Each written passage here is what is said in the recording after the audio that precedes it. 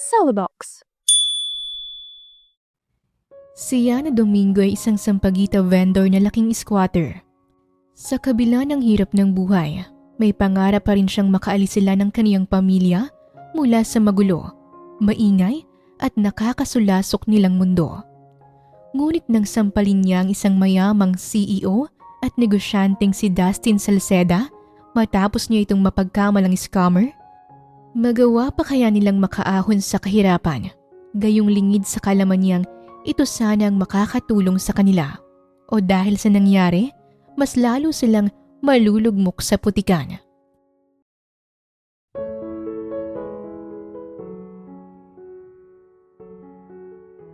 Hay buhay, buti naman nakabili na rin ako. Sapat na siguro to para sa 3 araw. Sa isang dapit hapon, naglalakad pa uwi si Yana galing sa kanyang maghapon na pagbebenta ng mga sampagita. Bitbit niya sa kanang kamay ang isang supot ng bigas na 3 kilo lang ang laman. Sa kaliwang kamay naman, may dala siyang maliit na plastic na naglalaman ng 2 dilata at 3 piraso ng instant noodles. Inubos niyang maghapon niyang kita sa pagbili ng mga ito para siguruhing hindi kakalam ang kanilang mga sikmura sa loob ng ilang araw. Nagtira lang siya ng 10 piso para may pangbaon bukas sa school ang kaniyang kapatid. Si Yana Domingo ay 28 years old. May gandang hindi kumukupas sa kabila ng pinagdadaanang hirap sa buhay. Hindi siya nakapagtapos sa pag-aaral at laking squatter. Kayong manggiyang balat, may bahagyang bakas ng araw, pero makinis at natural pa rin ang kinang. May lalim ang kanyang ekspresyon. Matapang siya kung titingnan dahil lumaking sinubok na ng hirap at realidad ng magulong mundo. Diretso ang kanyang tindig at sa bawat sulyap, halata ang tapang ng isang babaeng hindi basta-bastang nagpapatinag. Pero sa kabila ng lahat, may puso siyang busilak at marunong magmahal ng totoo. Punit-punit na ang kanyang lumang shoulder bag na nakasukbit sa balikat. Ang zipper ay bahagya ng bumuka sa dulo. Hindi na rin bago sa kaniyang sakit ng balikat sa maghapong paglalako ng sampagita. At ang araw na ito ay tulad lang ng nakasanayan niya. Nakakapagod, pero kailangang magpatuloy. Kailan kaya kami makakaalis sa lugar na to? May bakas ng pait na bulong niya sa sarili habang patuloy sa paglalakad kasabay ang pagsulyap niya sa paligid. Habang tinatahak niyang makitid at maputik na iskinita, dinig niyang malalakas na tawanan ng mga tambay na nagiinuman sa tabi ng tindahan. Ilang hakbang ang layo. May mag-iina naman siyang natatanaw na nagsisiksikan sa ilalim ng trapal. May mag-asawang nag-aaway, nagsisigawan at nagbabatuhan ng gamit at mga batang naglalaro pa rin kahit padilim na ang langit. Sa kabila ng hirap, hindi nawawala ng pag-asa si Yana na balang araw, makakaahon pa rin sila at makakaalis sa lugar na to na magulo, masikip at ubod ng ingay. Linti ka talagang magnanakaw ka. Lagot ka talaga sa akin kapag nahabol kita. Natigilan si Yana sa pagmumuni-muni nang marinig niya ang malakas na sigaw ni Samuel, ang makulit niyang manliligaw. Papalapit na kaya ng lalaking tila hinahabol ni Samuel.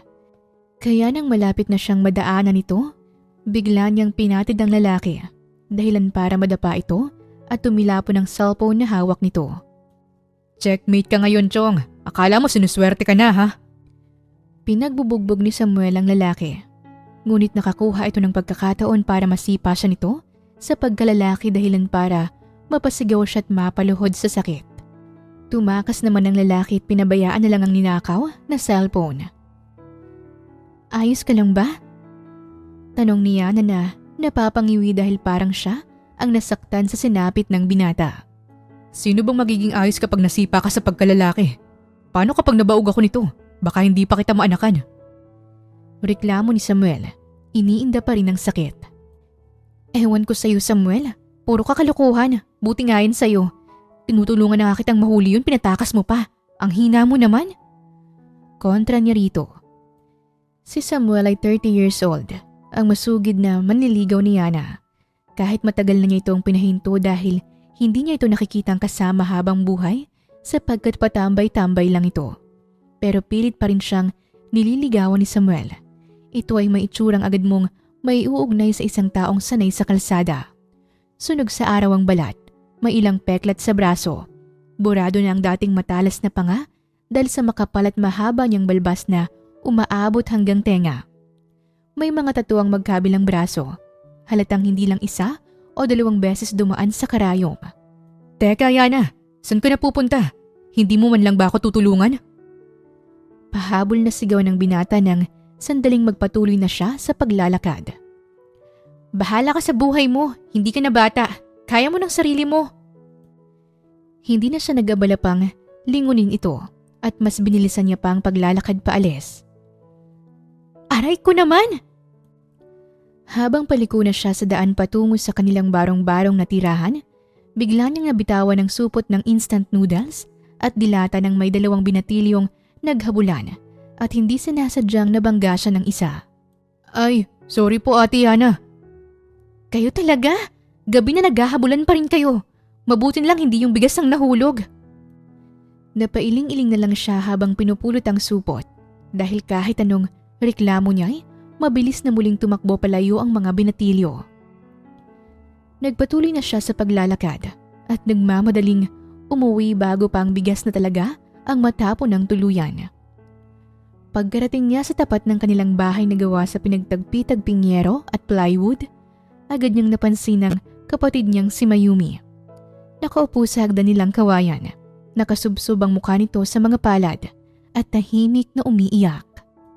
Oh, Mayumi, anong nangyari? Ba't ka umiiyak? Puno siya ng pag-aalalang inusisang kapatid na babae habang inilalapag ang mga pinamili sa gilid ng pintuan. Hindi kaagad sumagot ang nakababatang kapatid. Lumapit siya at naupo sa tabi nito habang marahan na hinahaplos ang likod nito. Si Mayumi 17 taong gulang. May maamong mukha na bumabagi sa kanyang pangalan. Mas mapusyaw ang may kapayatan at kayumanggi niyang balat kumpara kay Yana. Mahaba at diretso ang buhok. Madalas nakapusod o hinahayaang mahulog sa balikat.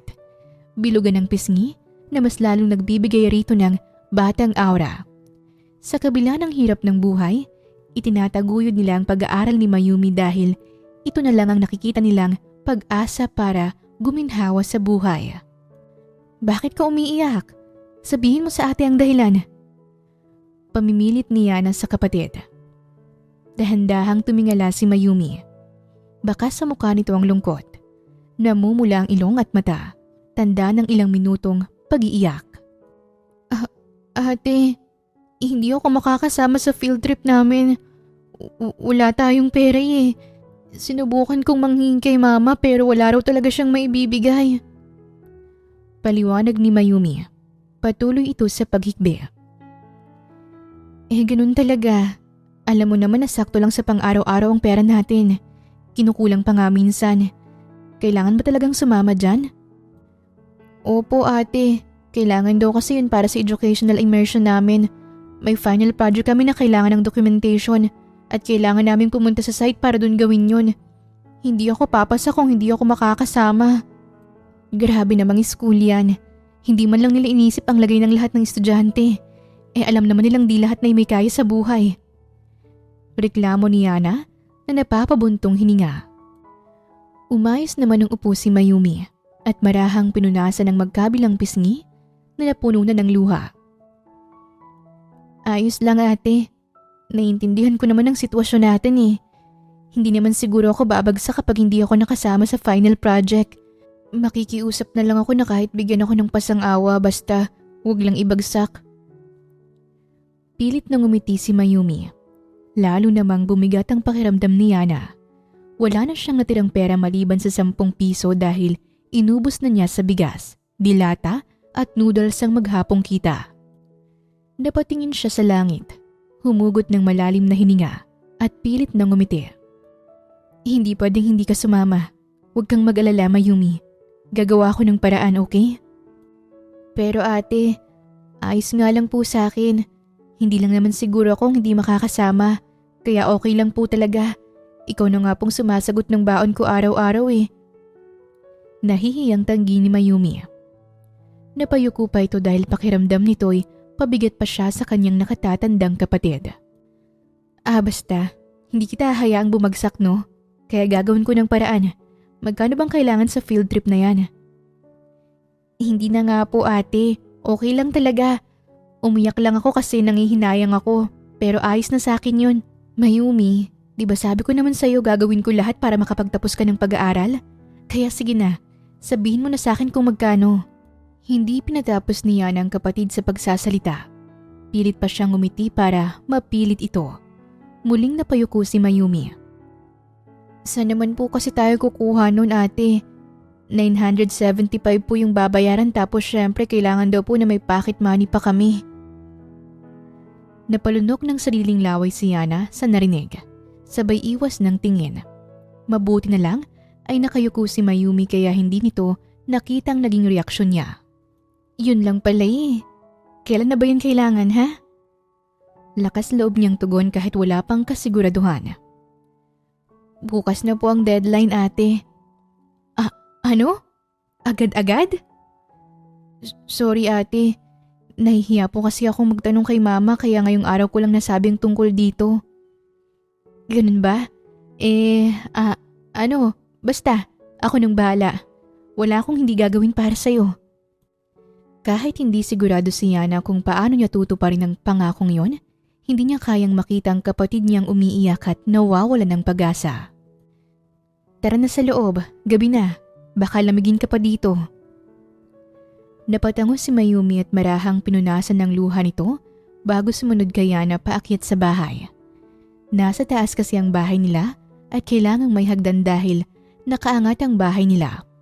Halos basurahan na kasi ang ilalim. Pagpasok nila, agad narinig ni Yana ang mahinang hilik ng kanilang ama. Nakahilata sa sahig na kawayan, may hawak pang bote ng gin na may kaunting laman. Napapikit si Yana. Pinigilan ang sarili. Wala nang nagbago dahil lagi na lang itong lasing. Mayumi, nasan si mama? Baling niya sa kapatid. Nasa subdivision pa rin ate. Hindi pa tapos sa paglalaba. Malamang uuwi yun maya-maya pa. Tumango lang si Yana at hindi na muling sumagot. Pagkatapos ay lumapit siya sa tatay nilang lasing, bahagya niya itong niyugyog. Tay! Paggising niya rito, ngunit hindi man lang siya nito kinibo. Tay! Ano ba? Natutulog yung tao. Storbo ka naman. Biglang reklamo ng kanyang ama na tinabig pa nito ang kamay niya. Si Mang Tiago ay 48 years old. May katawan ng taong sanay sa mabibigat na trabaho. Pero hindi na napapakinabangan masyado dahil parakit-rakit lang sa construction kung kailan gustuhin. Malapad ang balikat pero bilugan na ang tiyan. Tanda ng mahabang gabi ng pag-iinom. Sunog sa araw ang balat, makapal at magulo ang buhok na hindi na napapagupitan. At palaging amoy alak kahit hindi pa nagsasalita. Yan tayo tay. Pasarap ka lang palagi sa buhay habang si mama ginagabi na sa paglalabada. Kailan ka ba titino? Sermon niya rito. Hindi na niya napigilan ang sarili. Dami-dami mong sinasabi. Ano bang kailangan mo? May pera ka ba dyan? Kailangan ni Mayumi ng pera para sa school. Wala. Ubus na. Doon ka manghingi sa mama mo. Sagot nito na muli nang pumikit at tumalikod sa kanya. Kapag sa alak nagagawa ng paraan, pero kapag para sa kailangan dito sa bahay o sa pag-aaral ni Mayumi, palaging wala. Asik niya. Kinapkap niya ang bulsa nito at kinuha ang wallet na halos sira-sira na. Napakagatlabi na lang siya nang makitang puro papel ang laman nito. Bahagya pa rin siyang ngumiti ng sandaling humarap sa kapatid. Sige na Mayumi, magsaing ka na muna habang wala pa si mama. Saan ka pupunta ate?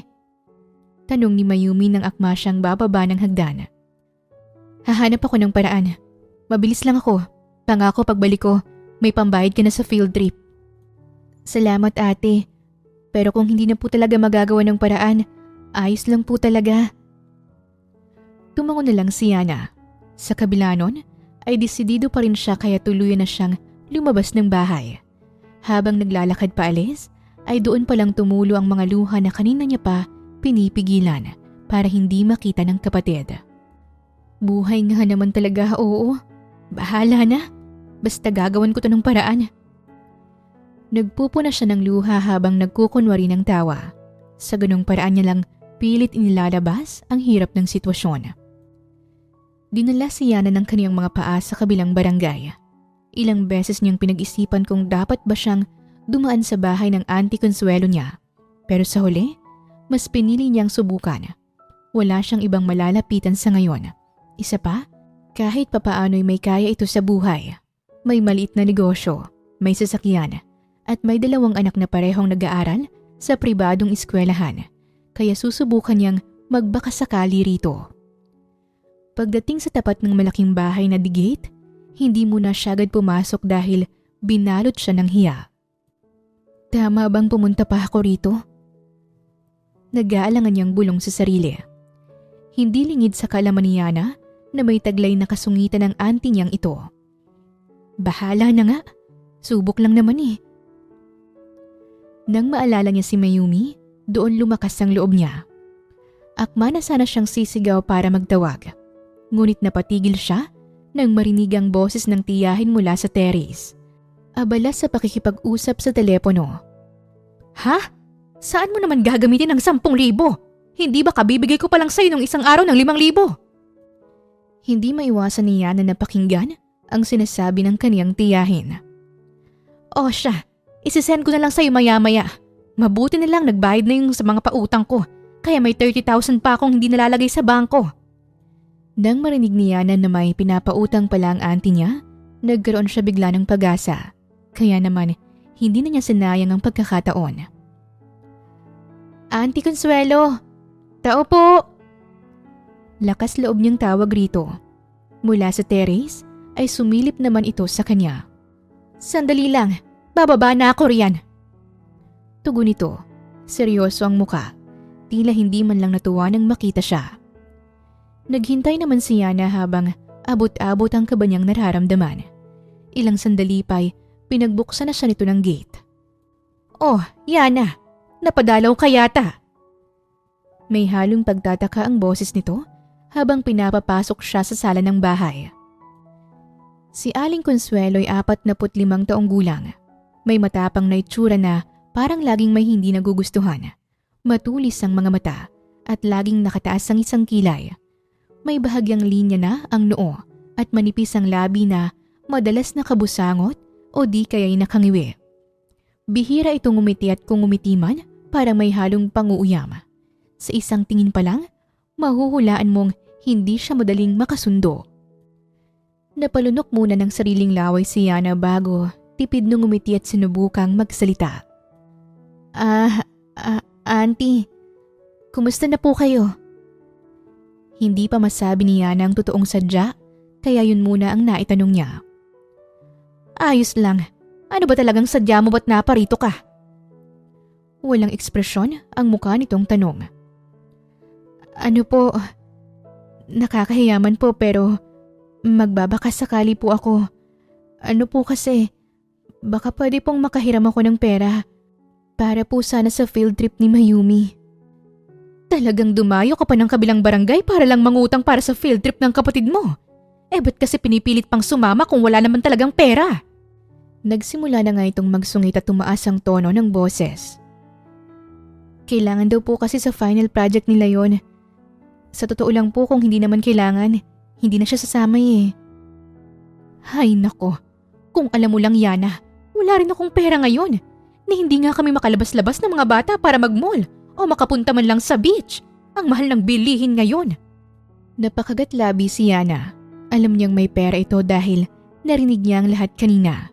Hindi lang talaga siya gustong pautangin. Kaunti lang naman po, auntie. Kahit 1,500 po. Baka pwedeng pagbigyan niyo muna ako. Pag-iipunan ko naman po ang pambayad eh. Pakiusap ni Yana sa kaniyang tiyahin. Hay nako, wala nga akong ipapahiram sa'yo. Sinasabi ko na nga ba? Kung nakapagtapos ka sana ng pag-aaral mo, hindi ka nangungutang ngayon, kaya wala kang nararating sa buhay eh.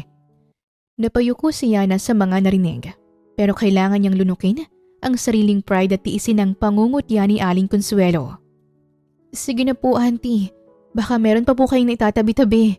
Parang awa niyo na po. Kailangan na kailangan lang po talaga. Halos lumuhod na siyang nakikiusap. Anong gusto mong gawin ko? Pigain ko ang sarili ko para lang sa'yo. Sarkastikong tugon nito. Maghanap ka ng ibang malalapitan. Hindi ako bangko. Yan ang napapala ng nanay mo eh. Ang aga-aga kasing lumandi. Kaya hindi kayo mapag-aral ng maayos. Imbis na pagbigyan siya nito, mas malala pa ang inabot niya. Pakiramdam ni Yana ay parang binuhusan siya ng malamig na tubig. Hindi niya naisip na ganito katigas ang puso ng tiyahin niya. Teka lang po, auntie.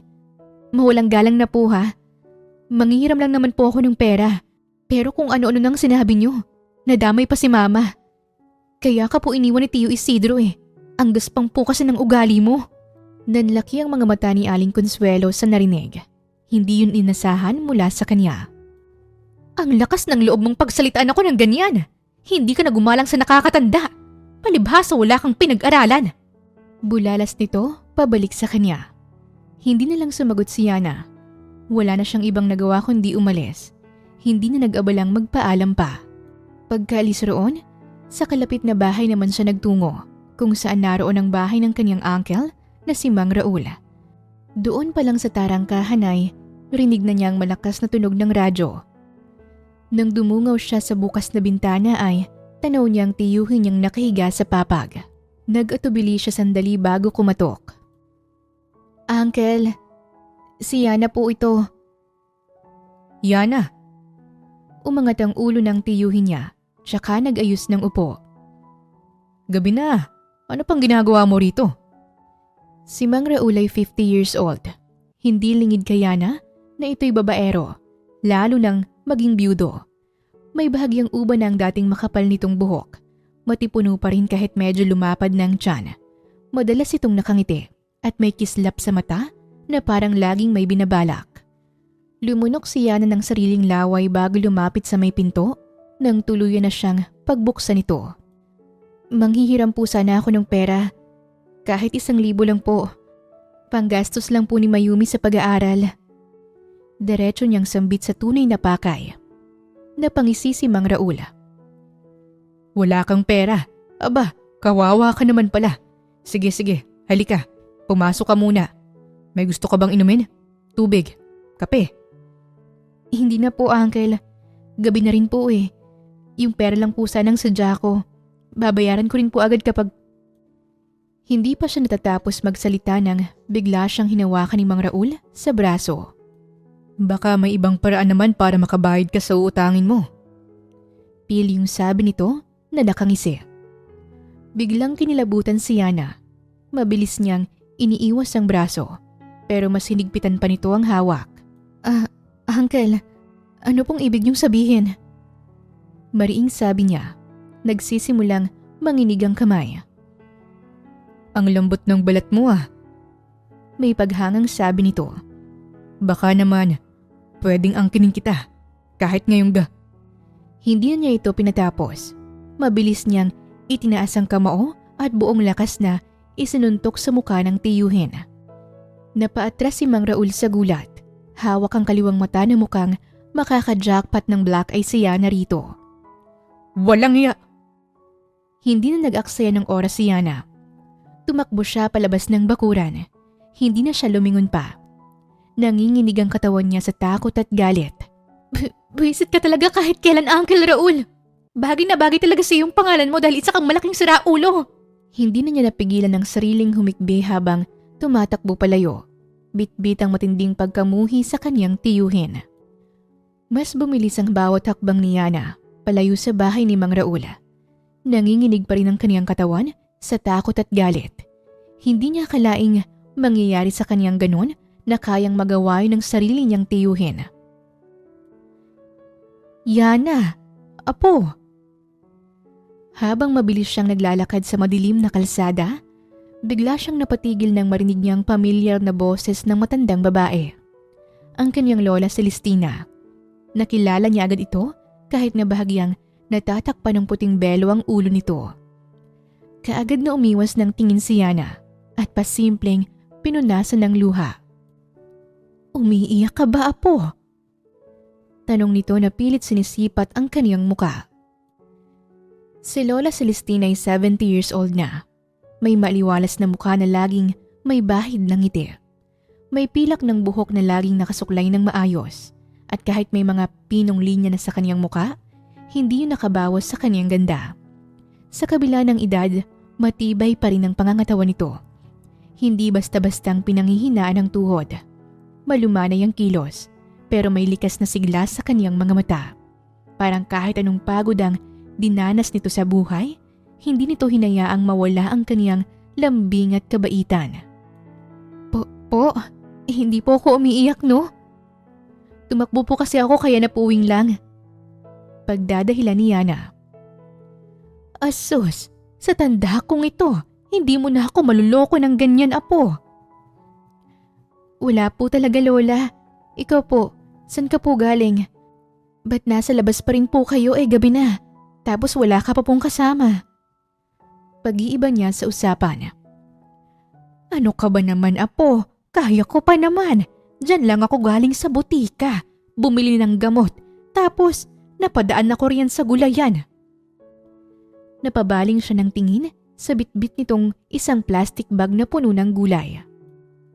Halika na po, Lola. Ihatid na po muna kita. Tsaka akin na po itong mga gulay. Ako na po magdadala. Dapat hindi na po kayo bumibili. Inutos niyo na lang po sana. Kahit mabigat pa ang kaniyang kalooban, agad niyang inabot ang bitbit nitong gulay. Salamat naman, apo. Tumatanda na talaga ako. Hindi na kasing tibay ng dati ang katawan ko. Tahimik silang naglalakad papunta sa bahay ng kaniyang lola. Noong bata pa siya, madalas siyang nagpupunta rito para makitulog tuwing weekend. Sa totoo lang, kung siya nang masusunod, ay gusto niyang dito na sila makitira. Kaso, nahihiya ang nanay niya kaya wala siyang magawa. Pagkarating sa loob ng bahay nito, agad niyang inilapag ang mga gulay sa lamesa. Kumuha siya ng isang baso ng tubig para sa kanyang lola at iniabot ito. Ela, uminom po muna kayo ng tubig. Ngumiti si Lola Celestina at tinanggap ang baso. Salamat, apo. Napakabuti mo talaga. Alam mo, kung may pinagdadaanan ka o gustong sabihin, makikinig si Lola sa'yo. Nakangiti nitong pahayag sa kanya. Nako, wala naman po, Lola. Sige na, apo. Huwag ka nang mahiya. Minsan na nga lang tayong magkita Alam kong umiiyak ka kanina. Napayuko si Yana. Sandali siyang nagdalawang isip. Pero nang maramdaman niyang ligtas siya rito, hindi niya napigilan ang sarili. La, bakit po ganon? Kung sino pa yung inaasahan kong tutulong, sila pa yung mas matigas ang puso. Kung sino pa yung dapat kong lapitan, sila pa yung nananakit. Napuno ng lungkot ang mukha ni Lola Celestina. Dahan-dahan itong hinaplos ang kamay ng apo. Mahirap talaga ang buhay, Yana, apo. Minsan sa mga taong inaakala nating maasahan, doon pa tayo nakakaranas ng sakit. Pero tandaan mo, apo, hindi ka nag-iisa. Hanggat nandito ako, may malalapitan ka. Hindi na napigilan ni Yana ang pagtulo ng kaniyang mga luha. Bakit po kaya ganun si Auntie Consuelo? Manghihiram lang naman sana ako ng pera para may pang field trip si Mayumi. Pero kung ano-anong masasakit na salita ang binitawan niya. Pag-amin ni Yana sa sama ng loob na nakuha niya mula sa kaniyang tiyahin. Pilit siyang niyakap ng matanda. Magaan ngunit ramdam niya ang init at pagmamahal. Bakit kasi doon ka pa nangihiram? Alam mo namang may sungay na tumutubo sa tiyahin mong yun. Si Lola talaga Patulo na yung luha ko nagpapatawa ka pa po. Napatawa na lang din ang kaniyang lola hanggang sa muli siya nitong niyakap. Tahimik naman na yumakap pabalik si Yana sa lola niya. Ilang minuto silang nanatiling ganon hanggang sa kumalas ito at kinuha ang pitaka sa loob ng lumang bag. Kinuha nito ang 2,000 piso at iniabot kay Yana. Ito, apo, tanggapin mo ito. Nagulat si Yana at mabilis na umiling. La, hindi po. Wag na po. Hindi ko po kayang tanggapin yan. Kunin mo na, apo. Para sa kapatid mo naman to, hindi ba? Naiintindihan ko naman. Alam kong hindi ka basta-basta mangungutang kung hindi mo talaga kailangan.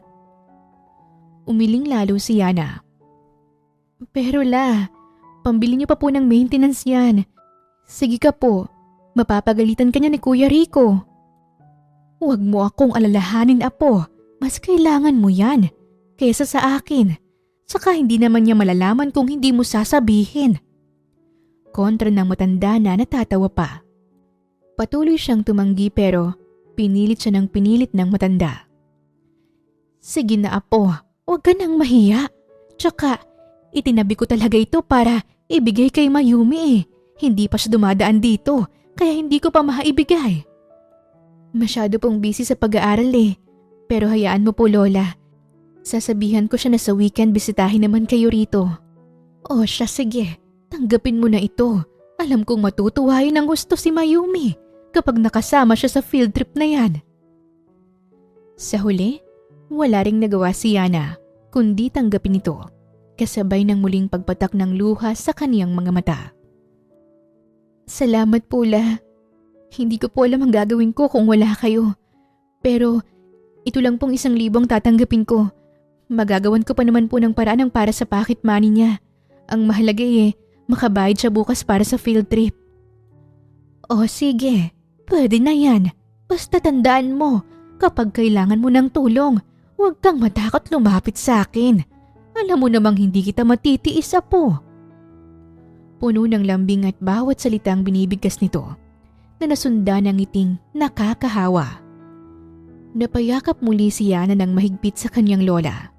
Sa kabila ng lahat ng hirap, buti na lang may isang tao pa ring handang tumulong sa kanya nang walang hinihintay na kapalit. At sa dinami-rami ng pwedeng tumulong sa kanya ay ang kanyang lola pa talaga. Kaya hindi niya may pagkakaila kung gaano siya kaswerte na may lola siyang kagaya ni Lola Celestina. Matapos yon ay sandali pa silang nagkwentuhan bago tuluyang nagpaalam si Yana. Pinabaunan pa siya nito ng prutas at paborito nitong tinapay. Uwi na po ako, La. Pahinga na po kayo riyan, ha? Mag-iingat ka, apo. Sa huling pagkakataon bago siya umalis, ay muli niya itong niyakap. Pagkatapos ay marahan niya itong hinalikan sa pisngi. I love you palagi, Lola. The best ka po talaga. Bulong niya rito bago siya tuluyang gumayak. Bitbit ang magandang balita, mabilis na tinahak niya ng daan pa uwi. Pagdating sa bahay, nadatnan niyang nakaupo si Mayumi sa papag habang nag-aaral. Napuno ng saya ang puso ni Yana nang makita ang kapatid niyang abala sa pagbabasa ng makapal na libro. Nakakunot-noo pa na para bang sinusuri ang bawat salita. Mayumi, may good news sa'yo ang ate. Malakas niyang tawag dito. Napalingon agad ang kapatid niya. Kita sa mukha nito ang gulat at biglang nabuhayan ng pag-asa. Ano yan, ate? Nakahiram ka po ba? Ngumiti si Yana sandali bago kinuha sa bulsa ang 1,000 piso at iwinagayway inon sa ere. Tada! May pang field trip ka na. At alam mo ba, hindi ito hiram dahil may nagbigay talaga nito para sa'yo. Talaga, ate? Sino pong nagbigay niyan? Puno ng pagtatakang tanong ni Mayumi. Hulaan mo kung sino. Bibigyan kita ng clue. Ano bang pwede? Ito. Ubod siya ng lambing. Masiyahin din siya. Si Lola? Hindi pa siya tapos magbigay ng clue. Nasagot na kagad nito. Kaya nagtaka ng husto si Yana. Paano mo nahulaan agad? Dahil dyan sa daladala mo, ate. Paborito ni Lola ang tinapay na yan eh. Napatawa na lang sila pareho dahil doon. Mabilis na lumapit sa kanya si Mayumi at hindi ito nag-atubiling yakapin siya. Salamat, ate. Ano ka ba? Kay Lola ka mag-thank you kasi sa kanya yan galing eh. Thank you pa rin po kasi may ate akong gagawin ng lahat para sa akin tapos ubod pa ng ganda. Kontra nito sa kanya. Asus, nang bola pa talaga. Syempre, nangako ako sa'yo kaya hanggat maaari dapat tinutupad ko yun. Thank you po talaga, ate. Kahit sobrang hirap ng buhay, maswerte pa rin ako dahil may ate ako na kagaya mo. Kaya lalo akong sinisipag mag-aral eh. Kasi isa ka po sa inspirasyon ko. Napangiti si Yana sa narinig, kaya bahagya niyang ginulo ang buhok ng kapatid. Kaya hindi rin kami napapagod na igapang ang pag-aaral mo. Dahil nakikita naming porsigido ka at inaayos mo ang pag-aaral. Kaya ipagpatuloy mo lang yan ha? At makakaasa kang nandito lang kami, nakasuporta sa likod mo. Opo ate, pangako ko pong mas pagbubutihin ko pang pag-aaral at gagraduate ako para magkaroon ng magandang trabaho. Nang sa ganon, sana balang araw ay makaalis tayo rito. Napayakap ulit si Yana sa kapatid dahil ramdam niyang pagiging sincero nito at talaga namang mataas ang pangarap nito sa buhay. Umiiyak ka ba ate? Maya-maya'y tanong ni Mayumi nang marinig siya nitong sumisinghot-singhot. Ha? Sinong umiiyak? Dahil ba dito sa tumutulo? Ano ka ba? Wala lang to. Pawis lang yan. Kontra ni Yana, dahilan para pareho silang matawa. Hay nako, si ate talaga. Ang tanda na iyakin pa rin. Ewan ko sa'yo. Basta, ito na yung 1,000 ha. Ibayad mo na to bukas. Tapos yung pocket money mo, bukas ko na lang ibibigay galing sa kikitain ko sa pagbebenta ng sampagita. Pahayag niya habang iniaabot dito ang pera. Opo ate. Paano po kung tulungan na lang kita sa pagbebenta bukas para naman makaipon ako ng sarili kong pocket money? Hindi na, ako nang bahala ron.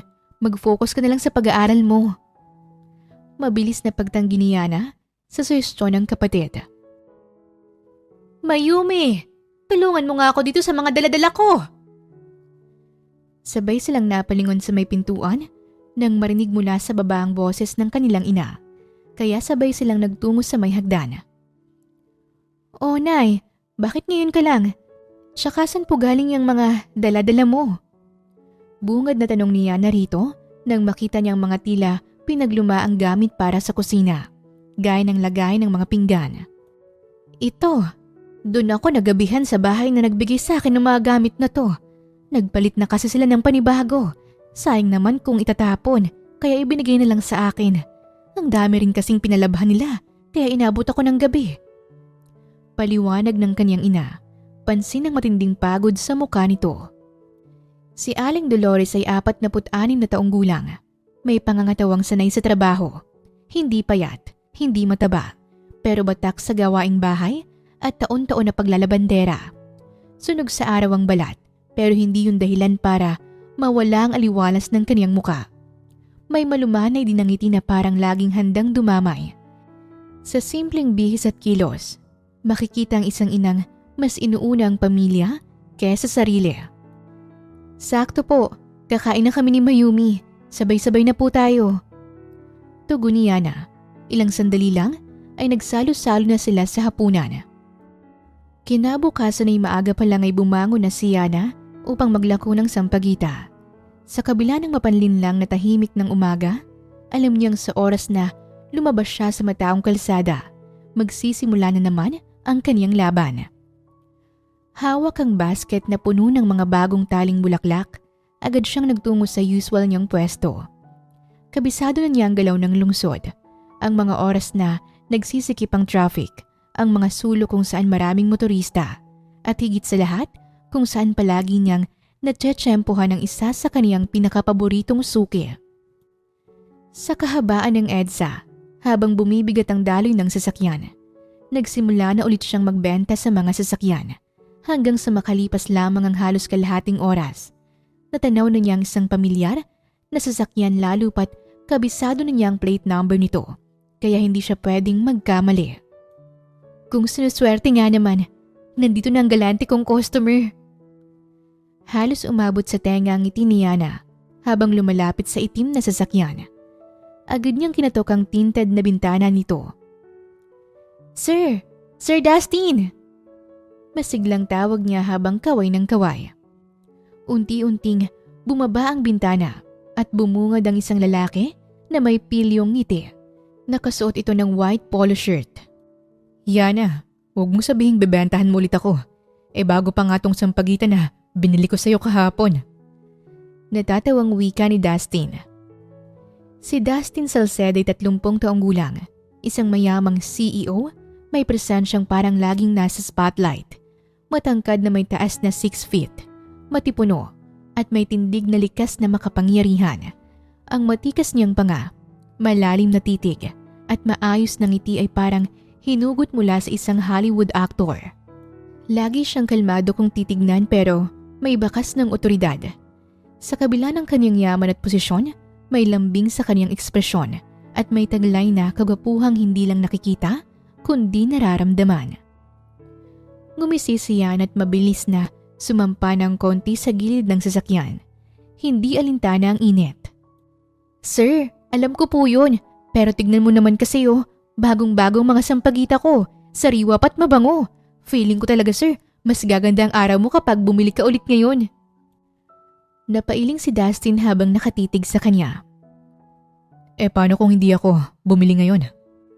"Ay sir, sayang naman. Ikaw pa naman ang palagi kong hinihintay dito. Paborito pa naman kitang customer, tapos hindi ka bibili?" Lalong lumawak ang pagngiti ni Dustin.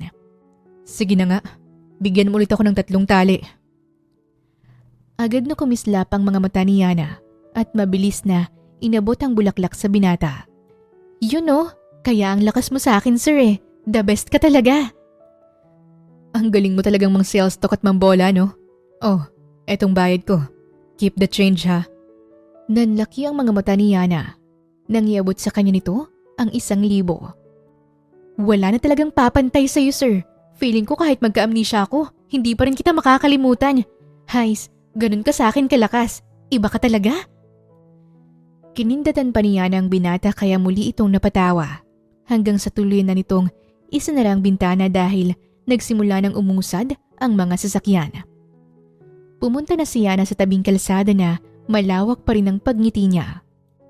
"Ang swerte ko talaga ron kay Sir Dustin. Tanghali pa lang pero sure ball na para sa pocket money ni Mayumi." Puno ng galak na bulong niya sa sarili. 3 araw ang lumipas. Tulad ng nakasanayan, ay abala si Yana sa pag-aalok ng sampagita sa mga motorista, mga nakakotse, at kung sino-sino pang pwede niyang maging customer. Ngunit sa sandaling mapansin niya ang pamilyar na sasakyan, agad siyang napangiti at lumapit. 3 araw din kasi ang lumipas bago sila muling nagkita sa gitna ng traffic. "Sir Dustin, akala ko nakalimutan mo na ako Nagbibirong sabi ni Yana matapos na nitong pagbabaan ng bintana kung saan tumambad sa kanya ang binatang naka-shades at nakangiti ng wagas. Aba, ikaw pa tong may ganang magsabi niyan. Ako nga magtatanong sa'yo niyan Yana, saan ka ba nagtago? Bakit wala ka nitong mga nakaraang araw? Napapikit si Yana na parang may hinahanap na sagot sa hangin bago sumagot. "Ay naku sir, yung 3 days na yon, alam mo bang sobrang toxic ng buhay ko ng mga araw na yon? Halos gusto ko nang itapon ang sarili ko sa Pasig River. Charot lang. Nagkasakit lang talaga ako sir kaya nagpahinga muna." So ibig sabihin, na-miss mo ko. 3 araw mo ba naman akong hindi nakita? Halos malunod si Yana sa sariling tawa dahil sa sinabi ni Dustin. "Wow naman sir, ikaw po ang dapat sumagot niyan. Ikaw to naghahanap sa akin. Na-miss mo ako Asus, aminin mo na sir." Oo, na-miss talaga kita. Natigilan sa pagtawa si Yana sa nakuhang sagot. Nagbibiro lang sana siya pero hindi niya inakalang sasagutin nga nito ang tanong niya. Lalo pat seryoso ang mukha ni Dustin nang sabihin yon. Po? Na-miss mo po talaga ako?" Nauutal niyang tanong rito. Bigla namang napaiwas ng tingin si Dustin at parang nabalisa. What I mean is, na-miss ko ang kadaldalan mo at pagiging bulera mo. Ikaw na rin siguro? Nang konti? Paliwanag nito at pag-amin. Hindi naman nakasagot si Yana. Nakatayo lang siya doon sa gilid ng kotse na tila na awkward. Pagbebentahan mo ba ako ng sampagita o hindi? Sige ka, baka magbago ang isip ko. Hindi na ako bibili. Pag-iiba ni Dustin makalipas ang ilang sandali. Doon pa lang natauhan si Yana. Sabay pilit na ngumiti at biglang naaligaga. "Ay, oo nga pala sir. Ilan po ba ulit ang kukunin mo?" 3, para I love you. Muli na namang natigilan si Yana dahil doon. Pansin ang pamumula ng kanyang pisngi kahit hindi na mag-blush on. Joke lang.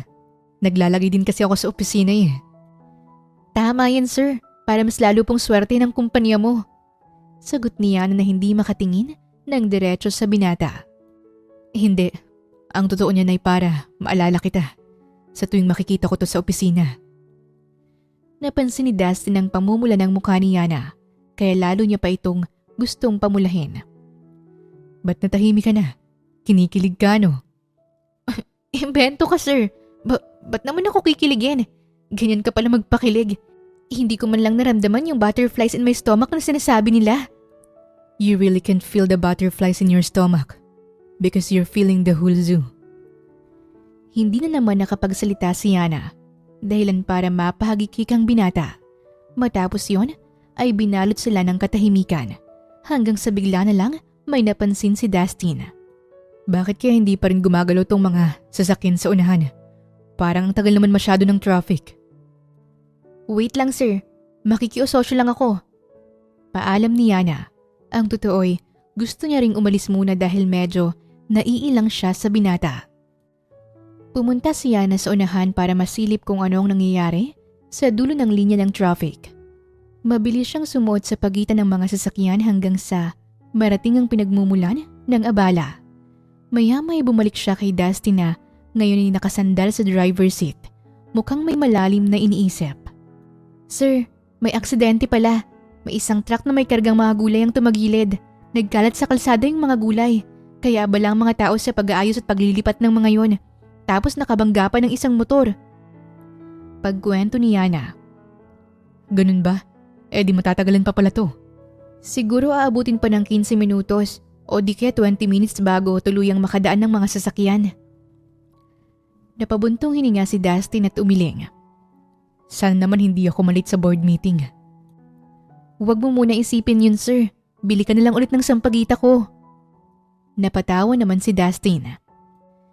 Pinagkakakitaan mo pa talaga ako Hindi pa nga umiinit sa sasakyan ko tong mga bagong bili ko sa yung sampagita . Business-minded po kasi ako, sir. Hindi natin alam kung kailan babalik ang swerte. Kaya dapat sinusunggaban na agad. Tsaka imbis na magbenta ako sa iba ini-entertain pa kita dito sa gitna ng traffic. O diba? Dahil sa akin hindi ka nabuburyo. Ngumiti lalo si Dustin nang may kapilyuhan. Hindi talaga nagpapaawat si Yana sa kadaldalan. Para hindi ako mas mainip. Maglaro na lang tayo ng bato-bato pick. Ayoko nga, sir. Pang-elementary naman yan . Kung manalo ka, bibigyan kita ng 10,000. Gusto mo pa rin bang tawaging pang-elementary to? Bato-bato pick? Ay, wala pa pala. Ang tagal mo kasi, sir. Ready na ako Dahil sa narinig, ay mabilis na naglaro si Yana kahit hindi pa man nagsisimula. Napailing-iling na lang si Dustin. Hindi na bibigo si Yana na mapatawa at mapangiti ito. Nagsimula na ngang matinding laban ang kanilang laro. Sa unang round, panalo si Dustin. Sa pangalawa, panalo si Yana. At sa pangatlo, which is ang deciding round, dito ay napapasigaw na si Yana sa tuwa. Yes! Panalo ako, sir! Ibigay mo na yung premyo ko! Natatawang umiling si Dustin, tsaka kinuha ang wallet. Inibot nito ang malulutong na 10,000 kay Yana. Eto na, para mas gumanda ang araw mo. Lumiwanag naman ang mukha ni Yana nang matanggap ang pera. Hala, totoo nga. Akala ko nagbibiro ka lang, sir. Alam mo, yung 10,000 na yan, pwede pa yung dumami ng dumami. Suwestyo ni Dustin. Talaga? Paano po? Nagtaka si Yana nang bigla siyang abutan ni Dustin ng calling card. Here, tawagan mo na lang ako. Sasabihin ko sa iyo ang details para mas malinaw. Napakurap-kurap si Yana sa mga narinig, dahilan para matigilan siya dahil bigla siyang may naalala. Teka, alam ko na to Bulong niya sa sarili. Alam kong magiging malaking tulong ito sa... Scammer! Hindi natapos ni Dustin ang gustong sabihin dahil bigla siyang inunahan ni Yana ng isang malutong na sampal. Nagulat si Dustin, hindi makapaniwala. Napatras pa ito sa upuan niya habang hawak ang pisngi. Anong problema mo? Bakit mo ko sinampal? Akala mo mauuto mo ako? Napailing si Dustin. Pansin ang inis sa mukha nito. Agad nitong hinablot ang pera mula kay Yana. Nagmamagandang loob na nga ako. Ako pa yung nasampal. Sakto namang pagkasabi nun ni Dustin ay binubusinahan na siya ng mga nasa likuran. dahil umaandar na palang mga sasakyan sa unahan, kaya agad nitong isinara ang bintana ng sasakyan at tuluyan ang pinaandar yon. Si Yana naman ay mabilis na pumunta sa gilid. Napatulala na lang siya habang naglalakad. Shucks, napakaswerte ko na sana kanina sa 10,000, pero nawala lang sa isang iglap. Tama ba yung ginawa ko?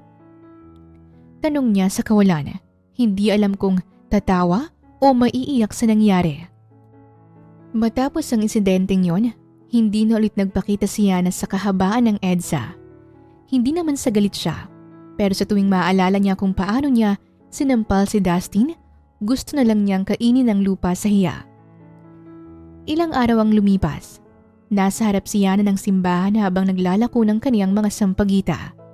Araw ng linggo ngayon, kaya inaasahan niyang dagsa ang mga tao. Sampagita po kayo, ma'am, sir. Pampaswerte sa buhay, pampabango ng bahay. Sigaw niya habang abala sa paglalako.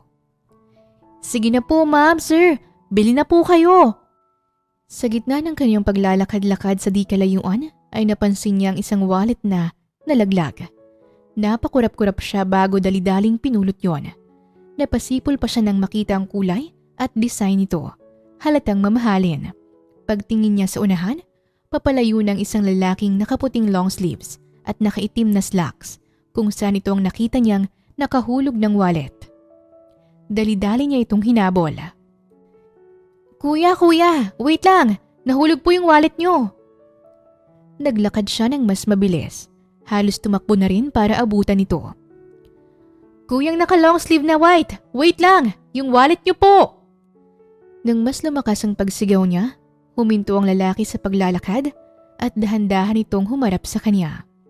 Parang nag-slow mo ang paligid ni Yana nang makita niya kung sino ang lalaking yon. Kahit anong iwas niya rito, tila may ibang plano ang tadhana para sa kanila. Dustin? Halos manigas siya sa kinatatayuan, pero huli na dahil napansin na siya nito. Agad na binaba ni Dustin ang cellphone mula sa may tenga. Tinapos ng pakikipag-usap sa kabilang linya at diretsong tumitig sa kanya. Yana? Biglang napalunok si Yana nang sandaling maglakad ang binata papalapit sa kanya. Pinagpapawisan siya ng malamig kahit hindi naman ganun kainit. Pero agad din niyang iniabot dito ang wallet. Ayan sir, nahulog mo po yung wallet. Napatitig si Dustin sa wallet nito bago siya muling tiningnan. Para bang hindi makapaniwala na nagkita ulit sila. Salamat. Tinanggap ni Dustin ang wallet pero hindi agad ito umalis. Nakatitig lang ito sa kanya habang si Yana ay umiiwas ng tingin at panay kuha ng sampagita sa basket kahit wala naman siyang aabutan nito na customer. So, bakit hindi na ulit kita nakikita sa EDSA? Iniiwasan mo ba ako? Hindi no. Sa bahay lang ako, sir. Busy lang kasi. Alam mo na, business-minded. Nagkibit balikat si Dustin. Tila hindi kumbinsido. O baka naman nahihiya ka sa akin dahil sa ginawa mo last time. I know na wala kang ibang business bukod sa pagbebenta ng sampagita. You're lying in front of the church, ha? Napapikit na lamang si Yana.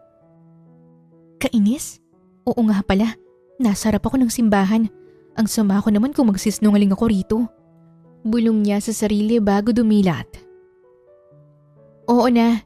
Inaamin ko na nahihiya nga ako. Kaya iniiwasan kong pumunta ron para hindi kita makita. Hindi na siya nakapagsinungaling pa. Natawa naman si Dustin. Halatang nag-i-enjoy na corner siya nito. Galit ka po ba sa akin, sir? Mabilis na umiling si Dustin. Maya-maya, napabuntong hininga ito. Okay, listen. Gusto ko lang linawin. Hindi ako galit sa'yo. At wala akong masamang intensyon noon. Hindi kita inaalok ng scam o networking, okay? Lahat ng business ko ay legal. Nakahinga naman ng maluwag si Yana. Mabuti naman po, sir. Pasensya na po talaga. Ang dami na po kasing modus ngayon. Tapos inakala ko noon, inaaya mo ko sa isang game na buhay ang kapalit. Pag-amin ni Yana sa kung anong inisip niya noon, dahilan para mapakunot noo si Dustin. What? Game na buhay ang kapalit? Anong klaseng laro yun? Pinanonood kasi sa amin ng pinsan ko yung palabas na Squid Game. Di ba kasi ganun din yun? Aayain kang maglaro tapos bibigyan ka ng pera kapag nanalo ka. Hanggang sa aabutan ka ng card na tatawagan mo para sumali sa laro. Akala ko talaga ganun ang modus mo kasi mayaman ka rin. Paliwanag ni Yana habang kumakamot sa ulo. Namula ang mukha ni Yana dahil sa hiya habang si Dustin ay tawa ng tawa. Now I know kung bakit mo ako sinampal nun. Naniniwala ka ron palabas lang yun. Hindi yun nangyayari sa totoong buhay. Yun na nga po Naadi kasi kami sa palabas na yun, kaya akala ko talaga totoo na yun. Pareho na lang silang natawa dahil sa nalaman. Hindi lang pala sila nagkaintindihan. Tara, pasok tayo sa loob. Magsimba tayo. Aya sa kanya ng binata. Ay sir, mamaya na lang po ako magsisimba. Sa last mass na lang ako. Kailangan ko munang mapaubos to bago ako papasok sa loob. Tumango-tango si Dustin, ngunit bigla itong ngumiti ng may naisip. O sige, tutulungan na lang kitang magbenta mamaya. Basta, magsimba na muna tayo ngayon.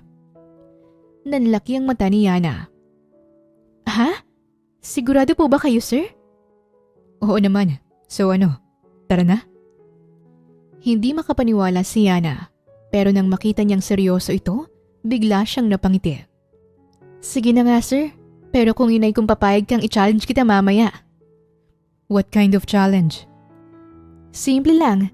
Tingnan natin kung kaya mong maibenta mamaya lahat ng sampagita sa loob ng 5 minuto. Challenge accepted. Mabilis na sagot ni Dustin. Hindi na pinag-isipan pa. Nax, palaban na. O sige, sabi mo yan Matapos yon, pumasok na sila sa simbahan. Tahimik silang umupo sa isang bahagi. Maya-maya habang nagsisimula ang misa, doon lang naramdaman niya na ang ibang klase ng kilig na hindi niya maipaliwanag. At nang dumating ang bahagi kung saan kinakanta ang Ama Namin, sabay-sabay na tumayo ang lahat. Sumabay din siya sa awit habang nakapikit. Ninanamnam ang bawat sandali.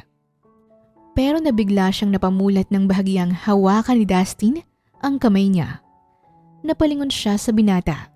Nakapikit lang ito habang sumasabay rin sa awitin hanggang sa dumapong sulyap niya sa kamay nilang magkahawak. Ramdam niya ng init ng palad nito. At doon niya napagtanto na hindi lang pala si Dustin basta isang gwapong businessman. Hindi lang ito mayaman, mabait o gentleman. Sa kabila ng lahat ng meron ito sa buhay, hindi pa rin ito nakakalimot sa Diyos. Dahil doon ay lalo siyang napahanga ng binata. At hindi niya namalayang nakangiti na pala siya habang ang puso niya ay tumitibok ng kay bilis at walang paawat. Paglabas nila ng simbahan, agad na tinapik niya na sa balikat si Dustin. Puno ng excitement sa mukha niya. O siya sir, oras na ng challenge mo. Handa ka na ba? Tumaas ang kilay ni Dustin at nagkibit balikat. Piece of cake.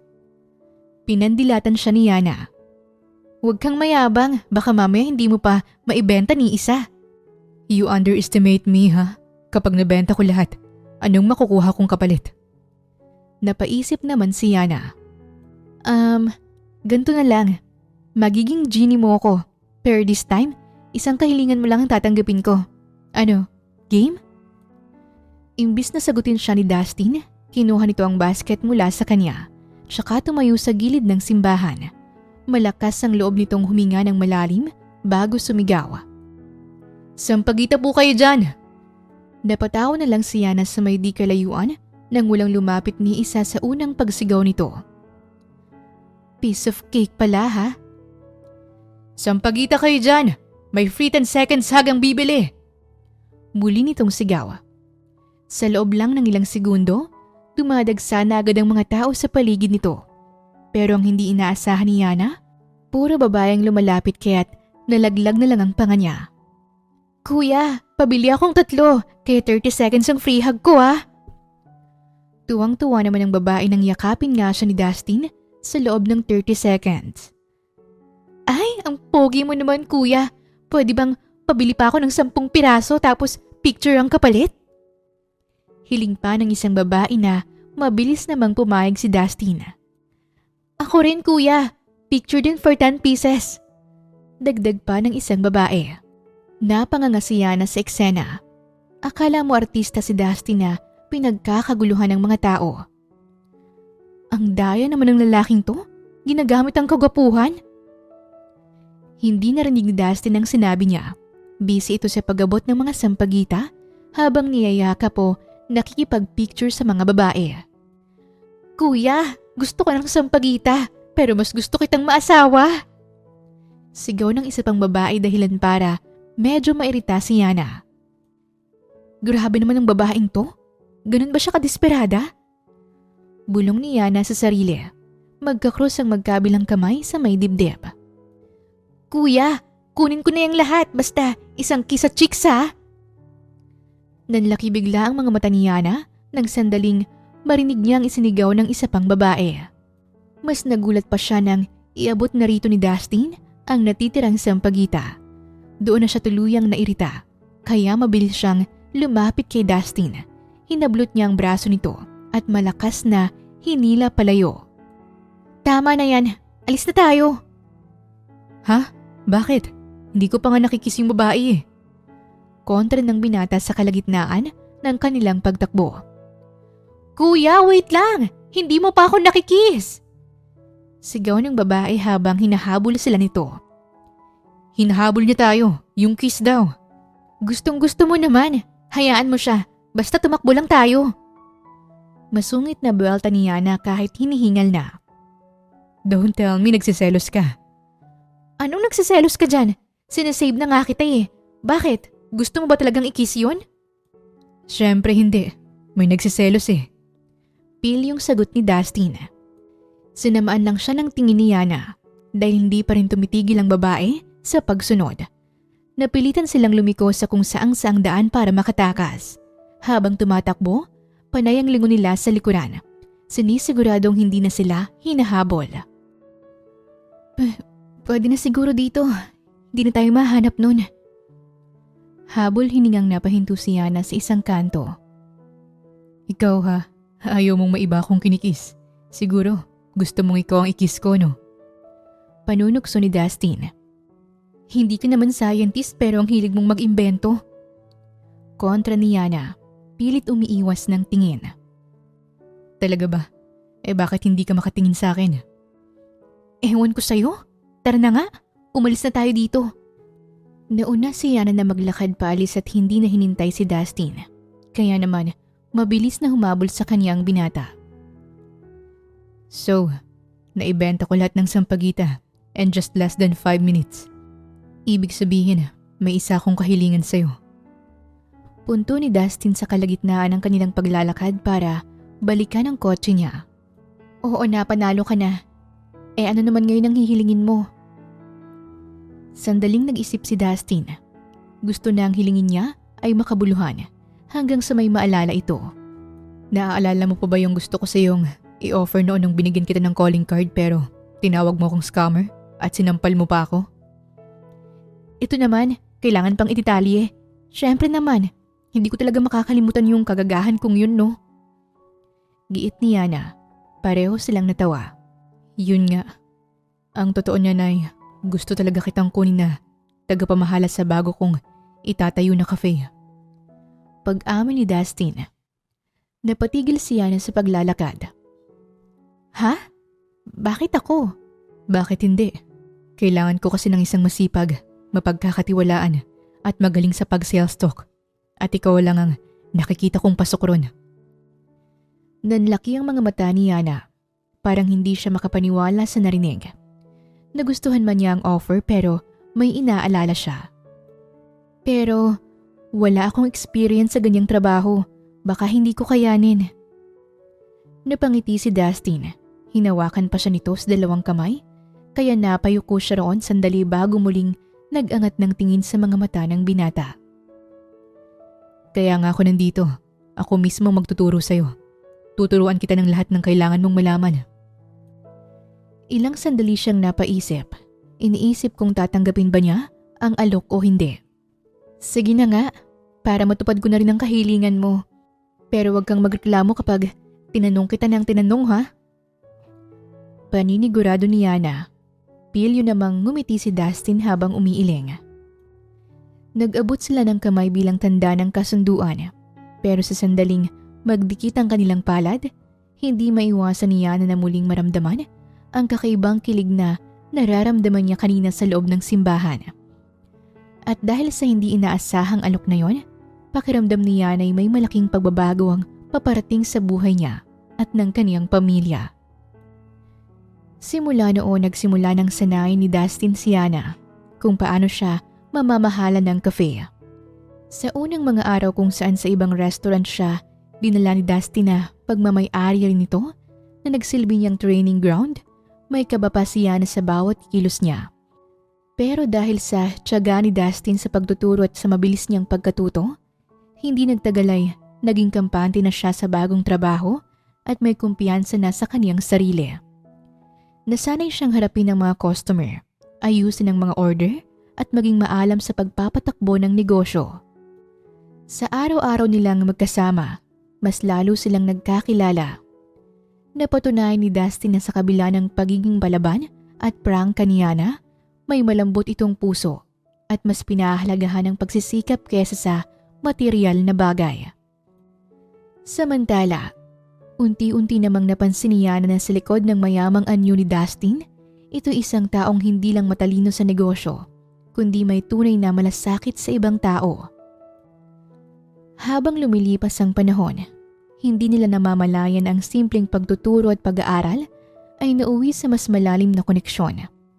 Nahulog ang loob ni Dustin sa kasimplihan at kasipagan ni Yana, sa pagiging masiyahin, sa determinasyon niyang harapin ang bawat hamon at sa katapatan niyang ipinapakita sa bawat kilos. Si Yana naman, kahit hindi niya inaasahan, ay natutong makita si Dustin ng higit pa sa isang mayamang negosyante. Nakita niya ang taong handang magbigay ng oportunidad, marunong makinig, maayos makisama, at higit sa lahat, may pusong marunong magmahal. Makalipas ang 2 buwan, tuluyan ang nagbukas ang cafe ni Dustin at sa unang araw pa lang ay dinagsana ito ng mga tao. Mula sa regular customers na dating suki ng ibang negosyo ni Dustin hanggang sa mga baguhang customer na napukaw ng modern rustic na ambience ng cafe. Sa bawat paglipas ng oras, walang patid ang pagpasok ng mga customers. Na-enjoy nilang masarap na mga inumin at mga pagkain, mahusay na serbisyo at higit sa lahat, ang natural na pagiging hospitable ni Yana bilang manager. Buong araw silang abala sa pagsisiguro na maayos ang lahat. Nagsimula si Yana sa pagsasalubong sa customer, pagsisiguro na komportable sila, at minsan pa ngay siya mismo ang naghahatid ng orders sa mga mesa. Sa kabila ng pagod, hindi maalis ang ngiti sa kaniyang muka. Pagdating ng gabi, nang masarahan na nila ang cafe matapos ang matagumpay na unang araw, naramdaman ni Yana ang bigat ng pagod sa katawan niya. Dumiretso siya sa counter at napabuntong hininga habang pinapagpag ang kanyang uniforme. Grabe yun ah, hindi ko inakala na ganito kabilis dadagsain ang cafe mo. I mean, alam ko namang maganda yung concept at everything pero wow, ibang level. Lumapit si Dustin, may hawak na baso ng tubig at iniabot ito sa kanya. Walang imposible kapag ikaw ang namamahala. Sus, huwag mo akong bulahin no. Kung hindi dahil sa'yo, hindi ko ito magagawa ng maayos. Natatawang kontra ni Yana. Team effort tayo, Yana. Pero seryoso, ang galing mo kanina. Para kang natural born manager. Proud ako sa'yo. Sa hindi niya may paliwanag na dahilan, tila may kung anong mainit na dumaloy sa dibdib niya nang marinig yon. Aba, syempre. Hindi ako papayag na basta-basta lang. That's why kailangan nating mag-celebrate for the successful grand opening nitong cafe at sa galing mo as a manager. Hindi naman nakatanggi si Yana sa binata. Maya-maya pa, nakarating sila sa isang luxury restaurant na isa sa pinakamahal at pinakasikat sa syudad na pagmamay-ari rin ni Dustin. Agad silang pumunta sa favorite spot dito ni Dustin na may magandang view ng city skyline. Pagdating ng pagkain, nagsimula silang kumain at masayang nagkwentuhan tungkol sa nangyari sa cafe buong araw. Tawanan dito, kulitan doon, at hindi nila namalayan na halos 1 oras na silang nag-uusap. Hanggang sa biglang tumigil si Dustin sa pagkain. Inilapag ang kubyertos at seryosong tumingin sa kanya. Yana, Napansin ni Yana ang pagbabago sa tono ng boses ng binata, kaya agad siyang natigilan. Bakit? Huminga ng malalim si Dustin, parang bumubuo ng lakas ng loob. matagal ko nang gustong sabihin to. Biglang bumilis ang tibok ng puso ni Yana habang naghihintay sa karugtong ng sasabihin ni Dustin. Sa 2 buwan na lumipas, araw-araw kitang kasama. Naging parte ka na ng buhay ko. Dahil doon, mas gusto ko pang lumalim ang relasyon nating dalawa. Kaya naman, Yana, can you be my girlfriend? Natulos si Yana. Hindi niya inaasahan na maririnig yon mula sa binata. Hanggang sa nagkatinginan sila ng ilang segundo na tila huminto ang oras sa paligid nila. Teka, totoo ba yan? Naninigurado si Yana dahil ayaw niyang umasa. Tumango naman si Dustin. Mas naging malambing ang ngiti nito. Seryoso ako, Yana. There's no need for 1,000 reasons to love you. Because you alone are enough reason for me. Hindi niya alam kung paano siya makakahinga ng normal ulit. Pero biglang sumilay ang isang matamis na ngiti sa labi niya. Ewan ko sa'yo, Dustin. Pero sa totoo lang, bakit parang ang hirap mong hindi mahalin? Napangiti ng husto ang binata sa naging sagot niya. Ba't mo pa kasi pahihirapan ang sarili mo kung pwede mo naman akong mahalin? Tama ka naman. Kaya oo, simula ngayon, tinatanggap ko na maging girlfriend mo. Hindi napigilan ni Dustin na mapangiti ng abot tenga. Hindi ito makapaniwala na sa wakas, nakuha na nito ang matamis niyang oo. Sa sobrang saya na walang mapaglagyan, kinuha ni Dustin ang kamay ni Yana sa mesa at marahang hinalikan ng likod nito. Salamat, Yana. Pangako, hindi mo pagsisisihan ng naging desisyon mo. Kapag binitawan mo yung pangakong yan, yari ka sa akin. Sabay silang natawa. Sa gabing yun, hindi lang success ng cafe ang kanilang sineselebrate. Masigit pa roon dahil ito isang bagong simula para sa mas malalim na relasyon nilang dalawa. Mula nang maging opisyal ang relasyon ni Yana at Dustin, hindi na may paliwanag ng dalagang saya na nararamdaman niya sa bawat araw na kapiling si Dustin. Ngunit sa kabila ng kasiyahan, dumating ang isang hindi inaasahang pagsubok sa kanilang relasyon. Ang ex-girlfriend ni Dustin na si Anita, sa hindi malamang dahilan, bigla na lang itong lumitaw sa cafe.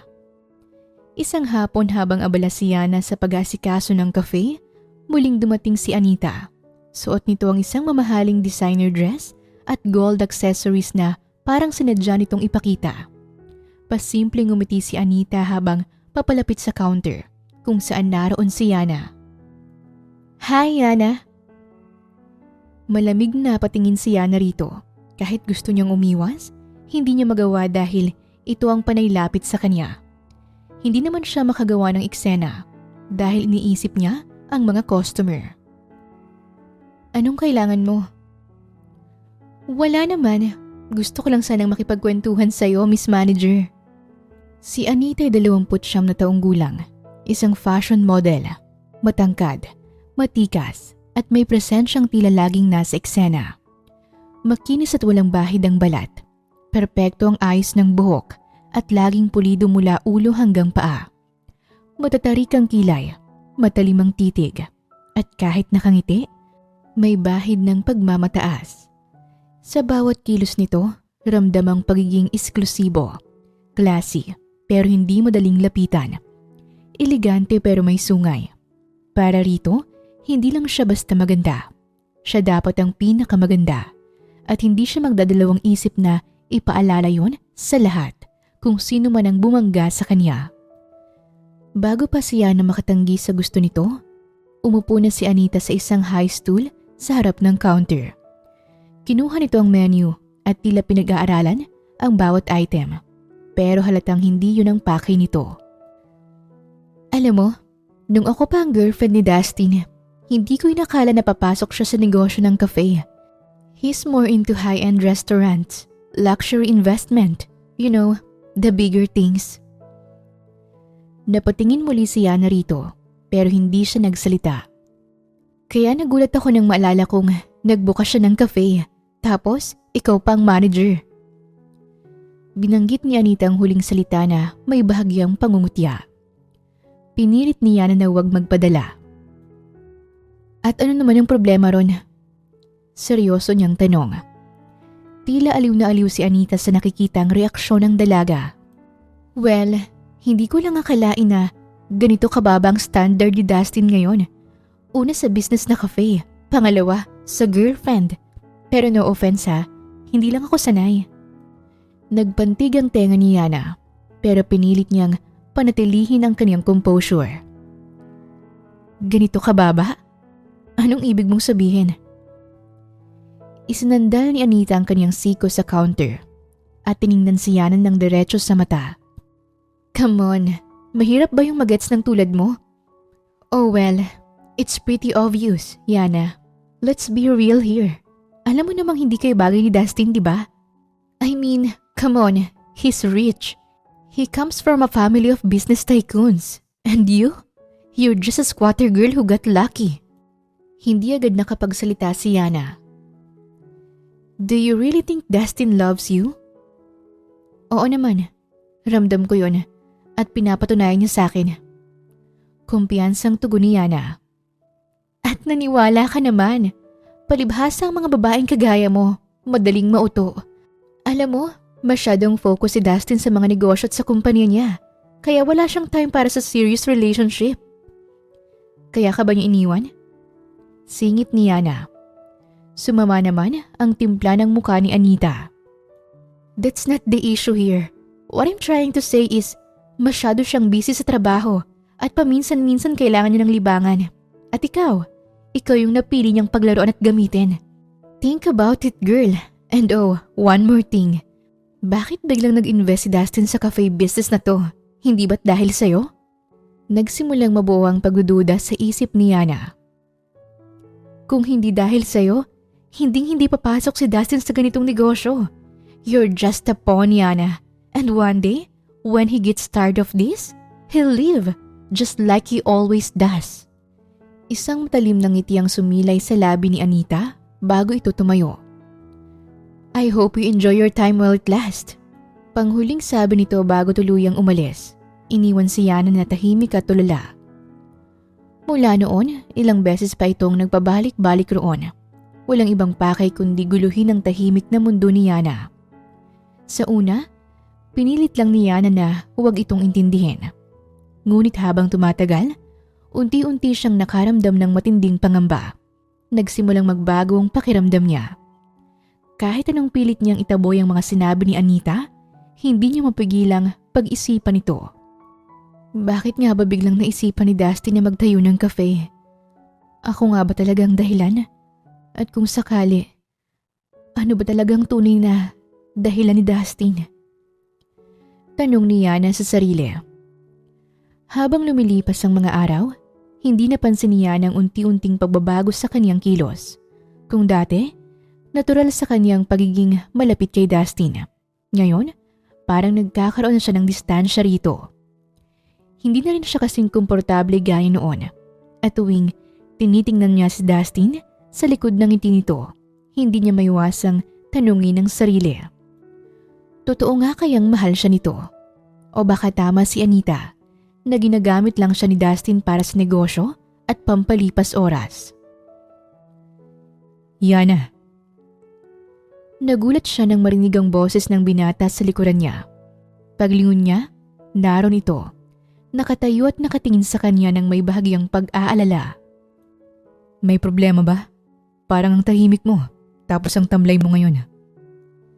Pilit siyang umiti at umiling, pero hindi siya makatingin ng diretso sa mata ni Dustin. Wala. Pagod lang siguro. Doon nagsimula ang unti-unting pagkalito ni Yana. Hindi lang sa nararamdaman niya, kundi pati na rin sa tiwala niya sa binata. Ilang araw pang lumipas, pero hindi may kakailang pagbabago kay Yana. Hindi na siya tulad ng dati, na kung noon madalas siyang tumatawa at malambing kay Dustin, ngayon tila may dingding na namamagitan sa kanila. Mas madalas siyang tahimik, nakatingin kung saan, at parang may bumabagabag sa isip niya. Napapansin ito ni Dustin, at sa bawat pagtatangkang alamin ng dahilan, lagi siyang natatapat sa isang pader na hindi niya malagpasan. Yana, sigurado ka bang okay ka lang? Naninibago ako sa iyo eh. Usisa ni Dustin sa kanya. Maingat ang bawat pagsasalita ng binata para tiyaking wala itong masabing mali. Samantala, muling narinig niya ang tanong na yon mula sa binata sa pangatlong pagkakataon. Habang magkasama sila sa cafe. Nakaupo sila sa isang sulok pero hindi niya magawang titigan ito ng diretso. Alam niyang may pagbabago sa kanya. Alam niyang nararamdaman ito ni Dustin. Oo naman, bakit ba paulit-ulit mong tinatanong yan? Sinubukan niyang ngumiti, pero hindi niya ito nagawang gawing natural. Dahil hindi mo ko kayang tignan sa mata habang sinasabi yan. Natahimik si Yana. Alam niyang may punto si Dustin. Yana, kung may problema tayo, sabihin mo sa akin please. Naguguluhan ako eh. Sa kabila ng sitwasyon, nanatiling kalmado ang binata. Napakagatlabi tuloy si Yana. Dapat ko na bang sabihin? Dapat ko na bang aminin na may bumabagabag sa akin tungkol sa amin? Tanong ni Yana sa sarili. Ngunit makalipas ang ilang sandali, hindi niya pa rin kayang sabihin. Natatakot kasi siya sa mga posibilidad na mangyari. Wala, Dustin. Sabi ko namang wala, hindi ba? Tumayo siya at tinalikuran ng binata. Alam niyang hindi yun ang sagot na gusto nitong marinig. Pero hindi pa siya handa kaya pinili na lang niyang iwanan ito at humanap ng pwedeng gawin dito sa loob ng cafe. Mula roon nagsimula ang sunod-sunod na tampuhan sa pagitan nilang dalawa. Ilang araw ang lumipas, mas lalong lumala ang sitwasyon. Ang dati nilang madalas na kulitan at lambingan ay napalitan ng katahimikan at malamig na mga gabi. Kahit sa trabaho sa cafe, mas pinipili na ni Yana na umiwas. Hanggang sa dumating ang gabi kung saan hindi na nakapagpigil si Dustin. Nasa labas sila ng cafe at habang nag-aayos ng gamit si Yana bago umuwi, bigla siyang hinila ng binata sa isang tabi. Ano ba talagang problema, Yana? Pwede bang sabihin mo na sa akin? Gulong-gulo na ako eh. Hindi ko alam kung may nagawa ba akong mali. Hindi ka kasi nagsasabi sa akin. Kahit alam kong may problema. Dustin, wag dito. May mga tao. Hindi ko na kasi ito kayang tiisin pa, Yana. Kailangan na nating pag-usapan ngayon ng problema. Hindi ko na kaya na ganito tayo.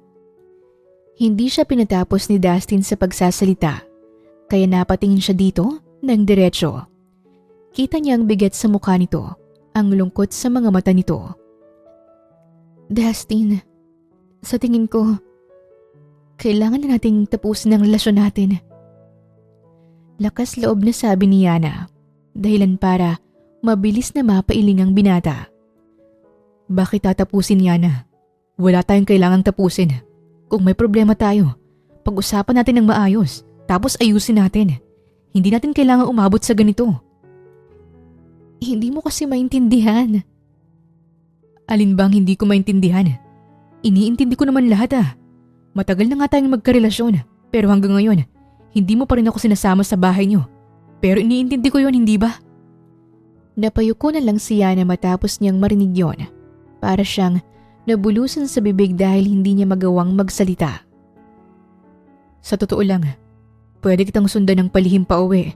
O di kaya mag-hire ako ng private investigator para malaman kung saan ka nakatira. Pero hindi ko ginawa kasi iniintindi kita. Iniisip ko rin na baka hindi ka pa handang makita ako ng mga magulang mo. Kaya kahit minsan na gusto kitang ihatid sa inyo, hindi ko nilang binabalak. Kaya anong hindi ko maintindihan? Bago pa makapagsalita si Yana, biglang tumunog ang cellphone niya. Nanginginig pang mga kamay niya habang tinitignan ang pangalan ni Mayumi sa screen. Hello, Mayumi. Ba't ka napatawag? Tanong niya sa kabilang linya. Pilit ginagawang maayos ang pagsasalita. Pero sa halip na normal na boses ng kapatid niya ang marinig, hagulho lang bumungad sa kanya. Ate, si Papa. Dinala namin siya ngayon dito sa ospital. Para siyang binuhusan ng malamig na tubig sa narinig. Ano? Anong nangyari? Dito ko na lang ipapaliwanag, ate. Basta bilisan mo, please. Kailangan ka namin dito. Puno ng kalungkutan at pagmamakaawa ang tinig ng kaniyang kapatid. Hindi na nagdalawang isip pa si Yana. Agad siyang tumakbo. Pero bago siya makaalis, hinawakan siya ni Dustin. Sasama ako. Dustin, hindi na kailangan. Huwag mo na akong pigilan, please. Hindi kita hayaang mag-isa sa gantong sitwasyon. Sa isang saglit kahit gulo ang isip ni Yana, kahit may takot siya kay Dustin, hindi niya maiwasang makaramdam ng kaunting ginhawa sa sinabi nito. Kaya naman hindi na siya tumanggi pa at dali-dali siyang sumakay ng kotse ng binata. Pagkarating sa ospital, dali-dali silang pumasok at naabutan nila si Mayumi sa waiting area na umiiyak. Mayumi, anong nangyari? Tanong niya habang naglalakad sila papunta sa silid ng kanilang ama. Si Papa, inatake. Sabi ng doktor, masyado nang naapektuhan ang katawan niya dahil sa sobrang pag-iinom. Mataas ang blood pressure niya at lumalala na ang tama ng alak sa atay niya. Kailangan na daw po siyang operahan sa lalong madaling panahon, ate. Para siyang pinagsakluban ng langit at lupa sa sinabi ng kapatid. Kahit ganun ang tatay niya, mahalaga pa rin ito sa kanya at mahal niya pa rin ito. Gaano raw kalaki ang kailangan nating pera? Tumingin si Mayumi sa kanya, halatang natatakot sabihin ang sagot. Huwag niyo nang isipin ang gastos. Ako nang bahala ron, gaano man kalaki. Ang mahalaga ngayon, maopera na ng tatay niyo. Pagbolontaryo ng binata. Napatingin si Yana rito, gulat na gulat. Dustin, hindi mo kailangang... Pero gusto ko tong gawin, Yana. Alam kong mahalaga sa'yo ang tatay mo. Kaya ang mahalaga sa'yo ay mahalaga rin sa akin. Kumpiyansa ang boses nito. Walang pag-aalinlangan. Pero wala kaming pambayad sa'yo. Hindi na importante yon. Pamilya mo sila. At dahil mahal kita, responsibilidad ko rin na tulungan ka. Lalo sa ganitong pagkakataon. Hindi napigilan ni Yana ang pagluha. Sa dami ng iniisip niya tungkol sa kanilang dalawa, sa kabila ng binalak niyang pakikipaghiwalay rito, nandito pa rin para sa kaniyang binata. Kaya hindi na niya napigilan ang sariling yakapin nito. Salamat, Dustin. Salamat talaga. Promise, makakabawi rin ako sa'yo. Huwag mo nang isipin yun. Ang mahalaga gumaling ang tatay mo. Tugon ni Dustin. Hinalikan pa siya nito sa may buhok habang hinahagod ang kaniyang likod. Sa loob ng mga sumunod na 2 araw, naging matagumpay ang operasyon ng ama ni Yana at ayon sa doktor, may posibilidad ng pagaling kung magiging maingat ito sa kalusugan. Matapos ang ilang araw na pananatili sa ospital, sa wakas ay nakalabas na ang ama ni Yana. Kahit hindi pa tuluyang gumagaling, may pag-asa na itong makabawi sa kalusugan. Dahil dito, kahit papaano ay nabawasan ang bigat sa dibdib na dinadala ni Yana. Ihahatid ko na kayo pa uwi. Voluntaryo ni Dustin. Napalingon si Yana rito habang tumutulong sa pag-alalay sa kaniyang ama. Hindi na, Dustin. Kaya na namin. Dami mo nang nagawa para sa amin eh. I insist. Mabuti nang ako nang maghatid sa inyo para hindi na kayo mahirapang mag-commute. Paninindigan ng binata. Nako, Dustin. Nakakahiyaman pero hindi na namin yan tatanggihan. Singit ni Aling Dolores bago lingunin ng anak para bumulong dito. Sige na, Yana. Pumayag ka na para hindi na mahirapan ang tatay mo sa pag-akyat baba sa jeep. Napabuntong hininga na lang si Yana. Alam niyang wala na siyang magagawa pa. Sige na nga. At doon na sila sumakay sa kotse ni Dustin. Habang nasa daan, tahimik lang si Yana. Nakasandal siya sa upuan. Tinititigan ang mga ilaw sa labas ng bintana. Pakiramdam niya ang bilis ng mga pangyayari. Ilang araw pa lang ang lumipas pero parang ang dami na agad nagbago. At ngayon, heto siya sa sitwasyong matagal niyang iniiwasan. Alam niyang darating din ang araw na makikita ni Dustin kung paano talaga sila namumuhay. Pero hindi pa rin siya handa sa pagkakataong ito. Hindi kalaunan, darating na rin nila ang lugar nila Yana. Isang masikip at masalimuot na iskinita. Sa bawat kanto, may nakasalampak na bata sa tabi ng kalsada. May mga asong gala at mga bahay na dikit-dikit na parang hindi na makahinga. Napansin pa niya ang bahagyang pagbagal ng takbo ng sasakyan ni Dustin na tila nahihirapan ito. Dito kayo nakatira? Tanong nito ngunit walang bahid ng panghuhusga sa tono. Hindi agad sumagot si Yana. Ayaw niyang lingunin ng binata dahil sa hiya, kaya tumango lang siya. Ihinto mo na lang dito, Dustin. Hindi na kasi makakapasok ang sasakyan mo papunta sa mismong bahay namin eh. Pahayag ni Yana na kaagad namang sinunod ng binata. Simula roon ay naglakad na lang sila. Nang marating nila ang mismong harap ng bahay, tumambad kay Dustin ang bahay nilang tagpi-tagpi. Teka lang ha, tulungan ko lang si Mama na iakyat si Papa. Paalam ni Yana sa binata, kaya naiwan si Dustin sa labas. Habang lumilinga sa paligid, hindi maiwasang maawa ni Dustin sa sitwasyon nila Yana. Napatango-tango na lang ito nang biglang may ma-realize at tila'y naintindihan na nito ang dalaga. Dustin. Napabaling kagad sa kaniyang binata. Hindi nito napansin ang paglapit niya. Ito yung dahilan kung bakit ayaw ko itang isama rito. Pag-amin ng dalaga, may bahid ng kulungkutan ng boses nito. Anong dahilan? Dahil dito lang kami nakatira, sa squatter, sa bahay na to. Hindi katulad ng sa inyo na mansyon, maganda, malinis. Samantalang dito, masikip, marumi, hindi komportable. Natatakot kasi akong makita mo kung gaano kalayo ang mundo natin. At isa pa, nahihiya ako dahil ganito ang sitwasyon namin dito. Hindi kagad sumagot si Dustin. Saglit nitong tiningnan ang bahay. Pagkatapos ay tumingin ulit kay Yana. Sa tingin mo ba, may magbabago kapag nalaman ko na dito kayo nakatira? Kaagad na napayuko si Yana.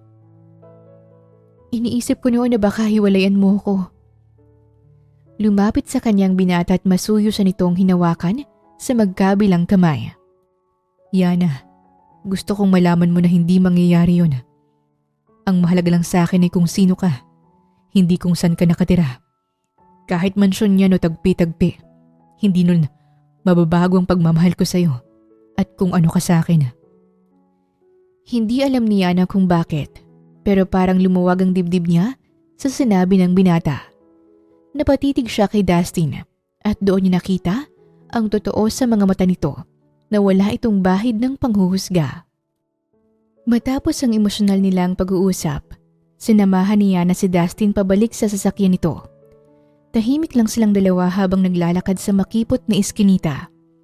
Tanging ang yabag ng mga yapak nila at ang alingaw-ngaw ng mga taol ng aso ang maririnig sa paligid. Dustin, may sasabihin sana ako sa'yo.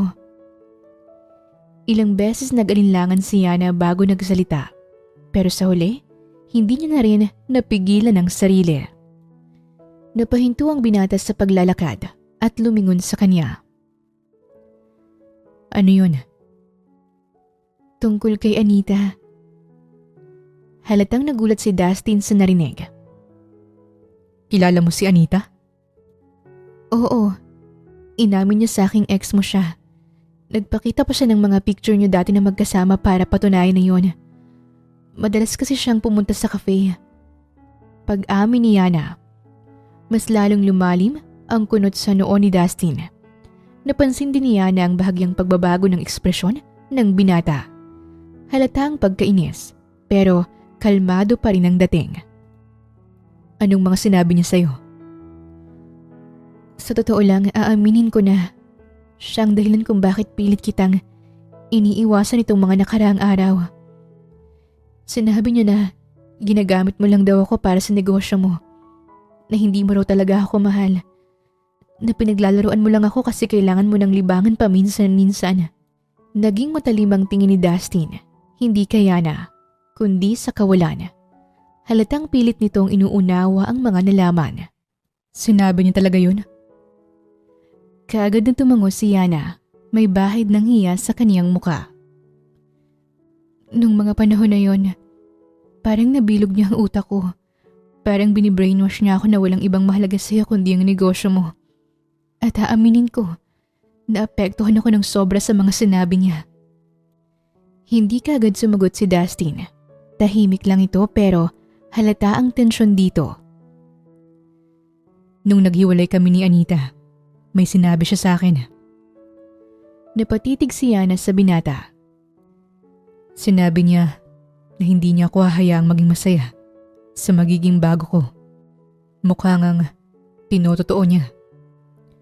Nagulat si Yana sa narinig. Ganun pala talaga siya ka-bitter sa buhay. Kaya hindi na ako nagtataka kung bakit niya to ginawa. Sinisiraan niya ako sa'yo. Pinapamukha niya akong masama para kamuhian mo ko hanggang sa hiwalayan mo ko. May mga nakapagsabi rin sa akin na hindi pa rin nakaka-move on sa akin si Anita. Halatang may galit sa boses ni Dustin pero pilit niya itong pinipigilan. Samantalang si Yana naman hindi maiwasang makaramdam ng pagsisisi. Dustin, pasensya na talaga. Dapat sinabi ko to sa'yo noon pa ng mas maaga. Dapat hindi ko hinayaang guluhin ako ng mga sinabi niya. Kung sana sinabi ko agad sa'yo, hindi na sana lumaki pa ng ganito. Muntikan pa tayong umabot sa hiwalayan.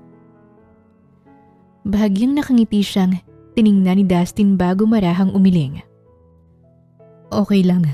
Ang mahalaga alam mo na ngayon kung sinong nagsasabi ng totoo. Tumango si Yana, hindi napigilang mapangiti rin ng bahagya. Oo, at napatunayan ko rin kung gaano mo ako kamahal.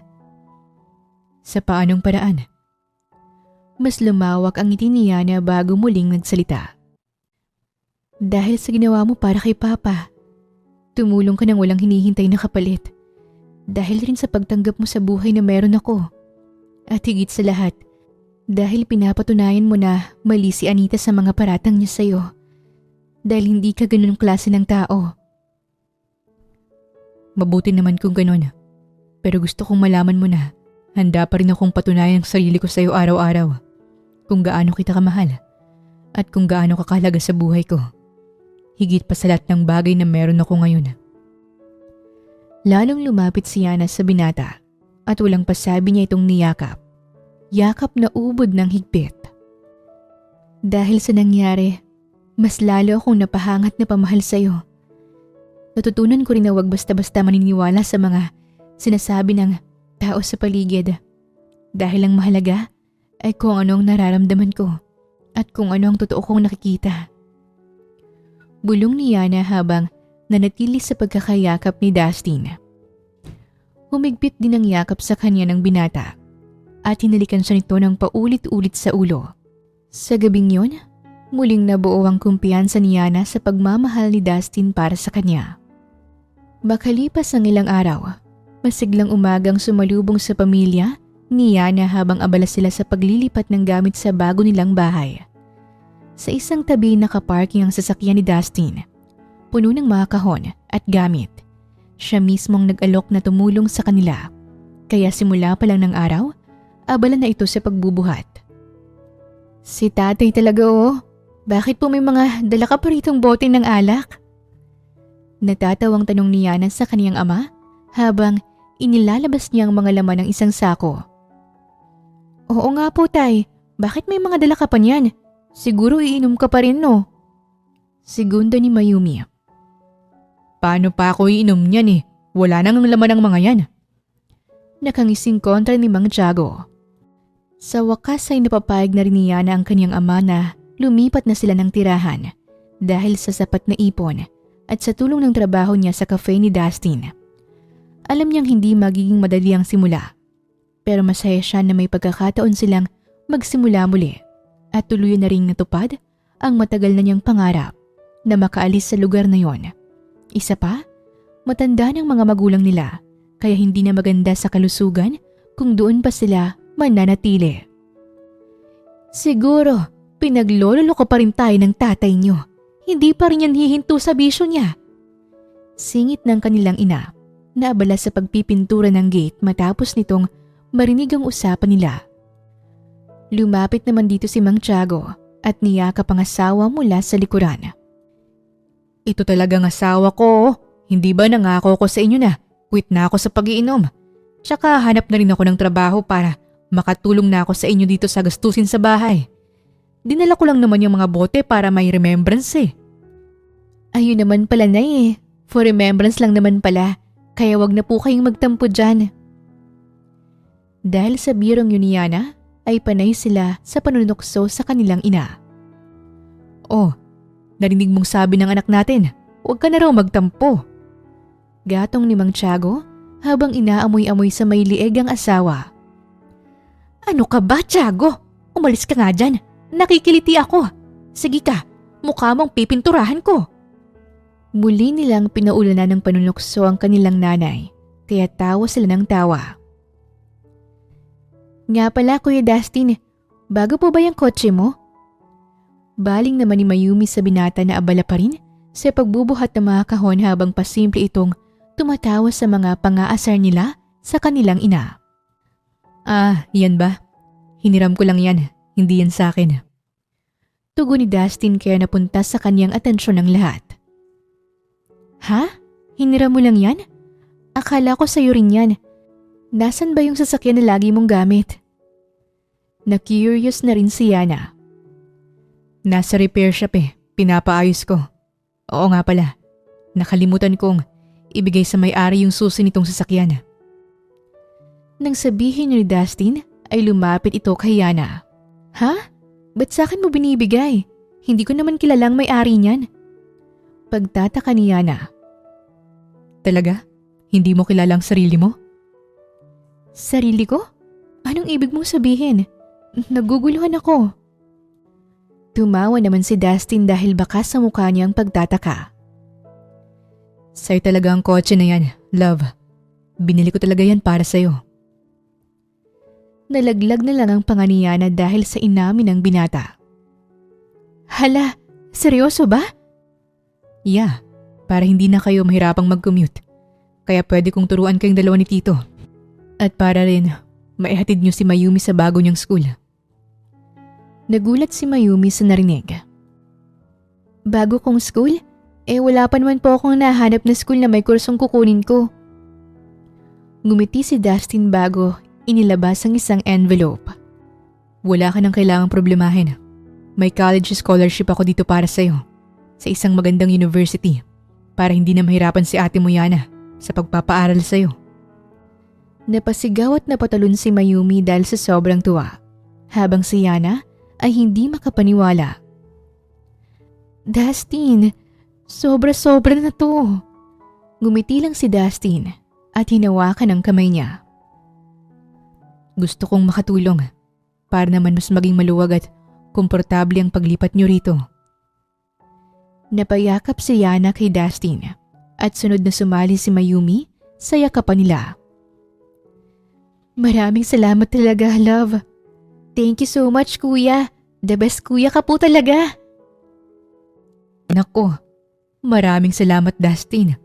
Hulog ka talaga ng langit sa amin eh. Pero maiba tayo. Kayong dalawa ni Yana, kailan niyo planong magpakasal? Singit ni Mang Tiago dahilan para manlaki ang mga mata ni Yana. Tayo naman, parang mas excited ka pa sa amin. Saway ni Yana na ikinatawa nila. Ako naman po anytime, basta ready na po si Yana. Kung gusto niyo nga po kahit ngayon na Pagtulungan na lang po natin si Yanang bitbitin papuntang simbahan kapag nagpumiglas. Giit ni Dustin kaya muling napuno ng tawanan ang munti nilang tahanan. Sira ka talaga. Sa ngayon po hindi pa namin napag-uusapan yan. Basta ang sigurado ko lang, Si Dustin ang gusto kong makasama habang buhay. Nang sabihin niyo ni Yana, ang kaninang tawanan ay napalitan ng kilig at panunukso, habang si Dustin naman ay nagtatalon dahil sa umaapaw na tuwa. Ay, doon na agad ako, love. Ikaw na mag-propose sa akin, please. Biro pa ni Dustin dahilan para mas lumakas palalo ang kanilang tawanan. Sa araw na yon, higit pa sa bagong bahay at sasakyan ang natanggap nila. Dahil natanggap nilang bagong simula na may magandang kinabukasan ang naghihintay. Sa bawat araw na lumipas, mas lalong pinagtibay ng panahon ang pag-iibigan nila Dustin at Yana. Lalo pat sinamahan nila ito ng walang humpay na pagmamahal, buong puso na tiwala sa isa't isa, at may maayos na komunikasyon sa bawat sitwasyon. Hanggang sa makalipas ang 4 na taon, tuluyan na rin silang ikinasal at bumuo ng sarili nilang pamilya na mas lalong nagpatibay ng kanilang relasyon. Ang tatay naman ni Yana ay may maayos na ring trabaho, dahilan para sa bahay na lang ang kanilang ina at hindi na ito pinagtatrabaho. Habang si Mayumi naman ay tuluyan ng graduate sa kolehiyo na may pinagtapusang accountancy na kurso. Sa kabila ng katandaan, si Lola Celestina naman ay nanatiling malakas at wala pa ring makakahigit sa kabaitan at maalaga nitong katangian. Samantala ang ex-girlfriend ni Dustin ay tumungo na sa ibang bansa nang tuluyan na nitong mapagtanto na wala na itong pag-asa sa kanya, lalo nang maikasal sila ni Yana. Simula noon, sila ay namuhay ng masaya, mapayapa, at umaasa na sa darating na mga bukas ay hindi kukupas ang kanilang sinumpaang pagmamahalan na hanggang ngayon ay patuloy nilang pinapatunayan sa isa't isa. Sa buhay hindi may iwasan ng mga unos, mga pagsubok na susukat sa ating tapang at pananalig. May mga pangarap tayong tila mahirap abutin at may mga taong susubukan tayong pigilan. Ngunit ang tunay na tagumpay ay hindi nasusukat sa yaman o sa dami ng naabot, kundi sa kakayahan nating bumangon sa kabila ng lahat ng hamon.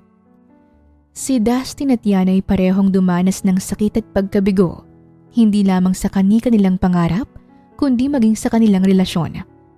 May mga pagkakataong nawala ang tiwala, nagkaroon ng lamat ang pagmamahalan, at tila naging imposible ang pagbabalik ng dating sigla ng kanilang samahan. Ngunit ipinakita ng kanilang kwento na ang tunay na pag-ibig ay hindi lamang nasa matamis na sandali, kundi sa kakayahang manatili sa isa't isa kahit sa gitna ng pait. Ang buhay ay hindi laging makatarungan at hindi rin lahat ng tao sa paligid natin ay may mabuting hangarin. May mga taong magpapanggap na may magandang intensyon, ngunit ang nais lang nila ay sirain tayo. Ngunit sa halip na magpadala tayo sa takot at galit, mas mahalaga na alamin natin ang katotohanan, matutong makinig, at ang kahalagahan ng paniniwala sa isa't isa. Hindi kahinaan ang paghingi ng tulong o pagpapahayag ng tunay na nararamdaman. Mas lalong lumalala ang sugat na hindi ginagamot at ang problemang hindi hinaharap ay nagiging pader na pumipigil sa ating pag-unlad. Sa huli, natutunan ni Yana at Dustin na ang pagmamahal ay hindi lang basta nararamdaman, kundi pinaninindigan. Kahit mahirap, kahit masakit, kahit tila walang kasiguraduhan. Dahil sa tunay na buhay, hindi lang pangarap ang pinaglalaban, kundi pati ang mga taong mahalaga sa atin at may malinis na hangarin. Wakas! Maraming salamat po sa inyong pakikinig sa kwentong ibinahagi namin ngayong araw. Muli, ito po ang Tales of Siren at hanggang sa ating muling kwento. Maraming salamat po.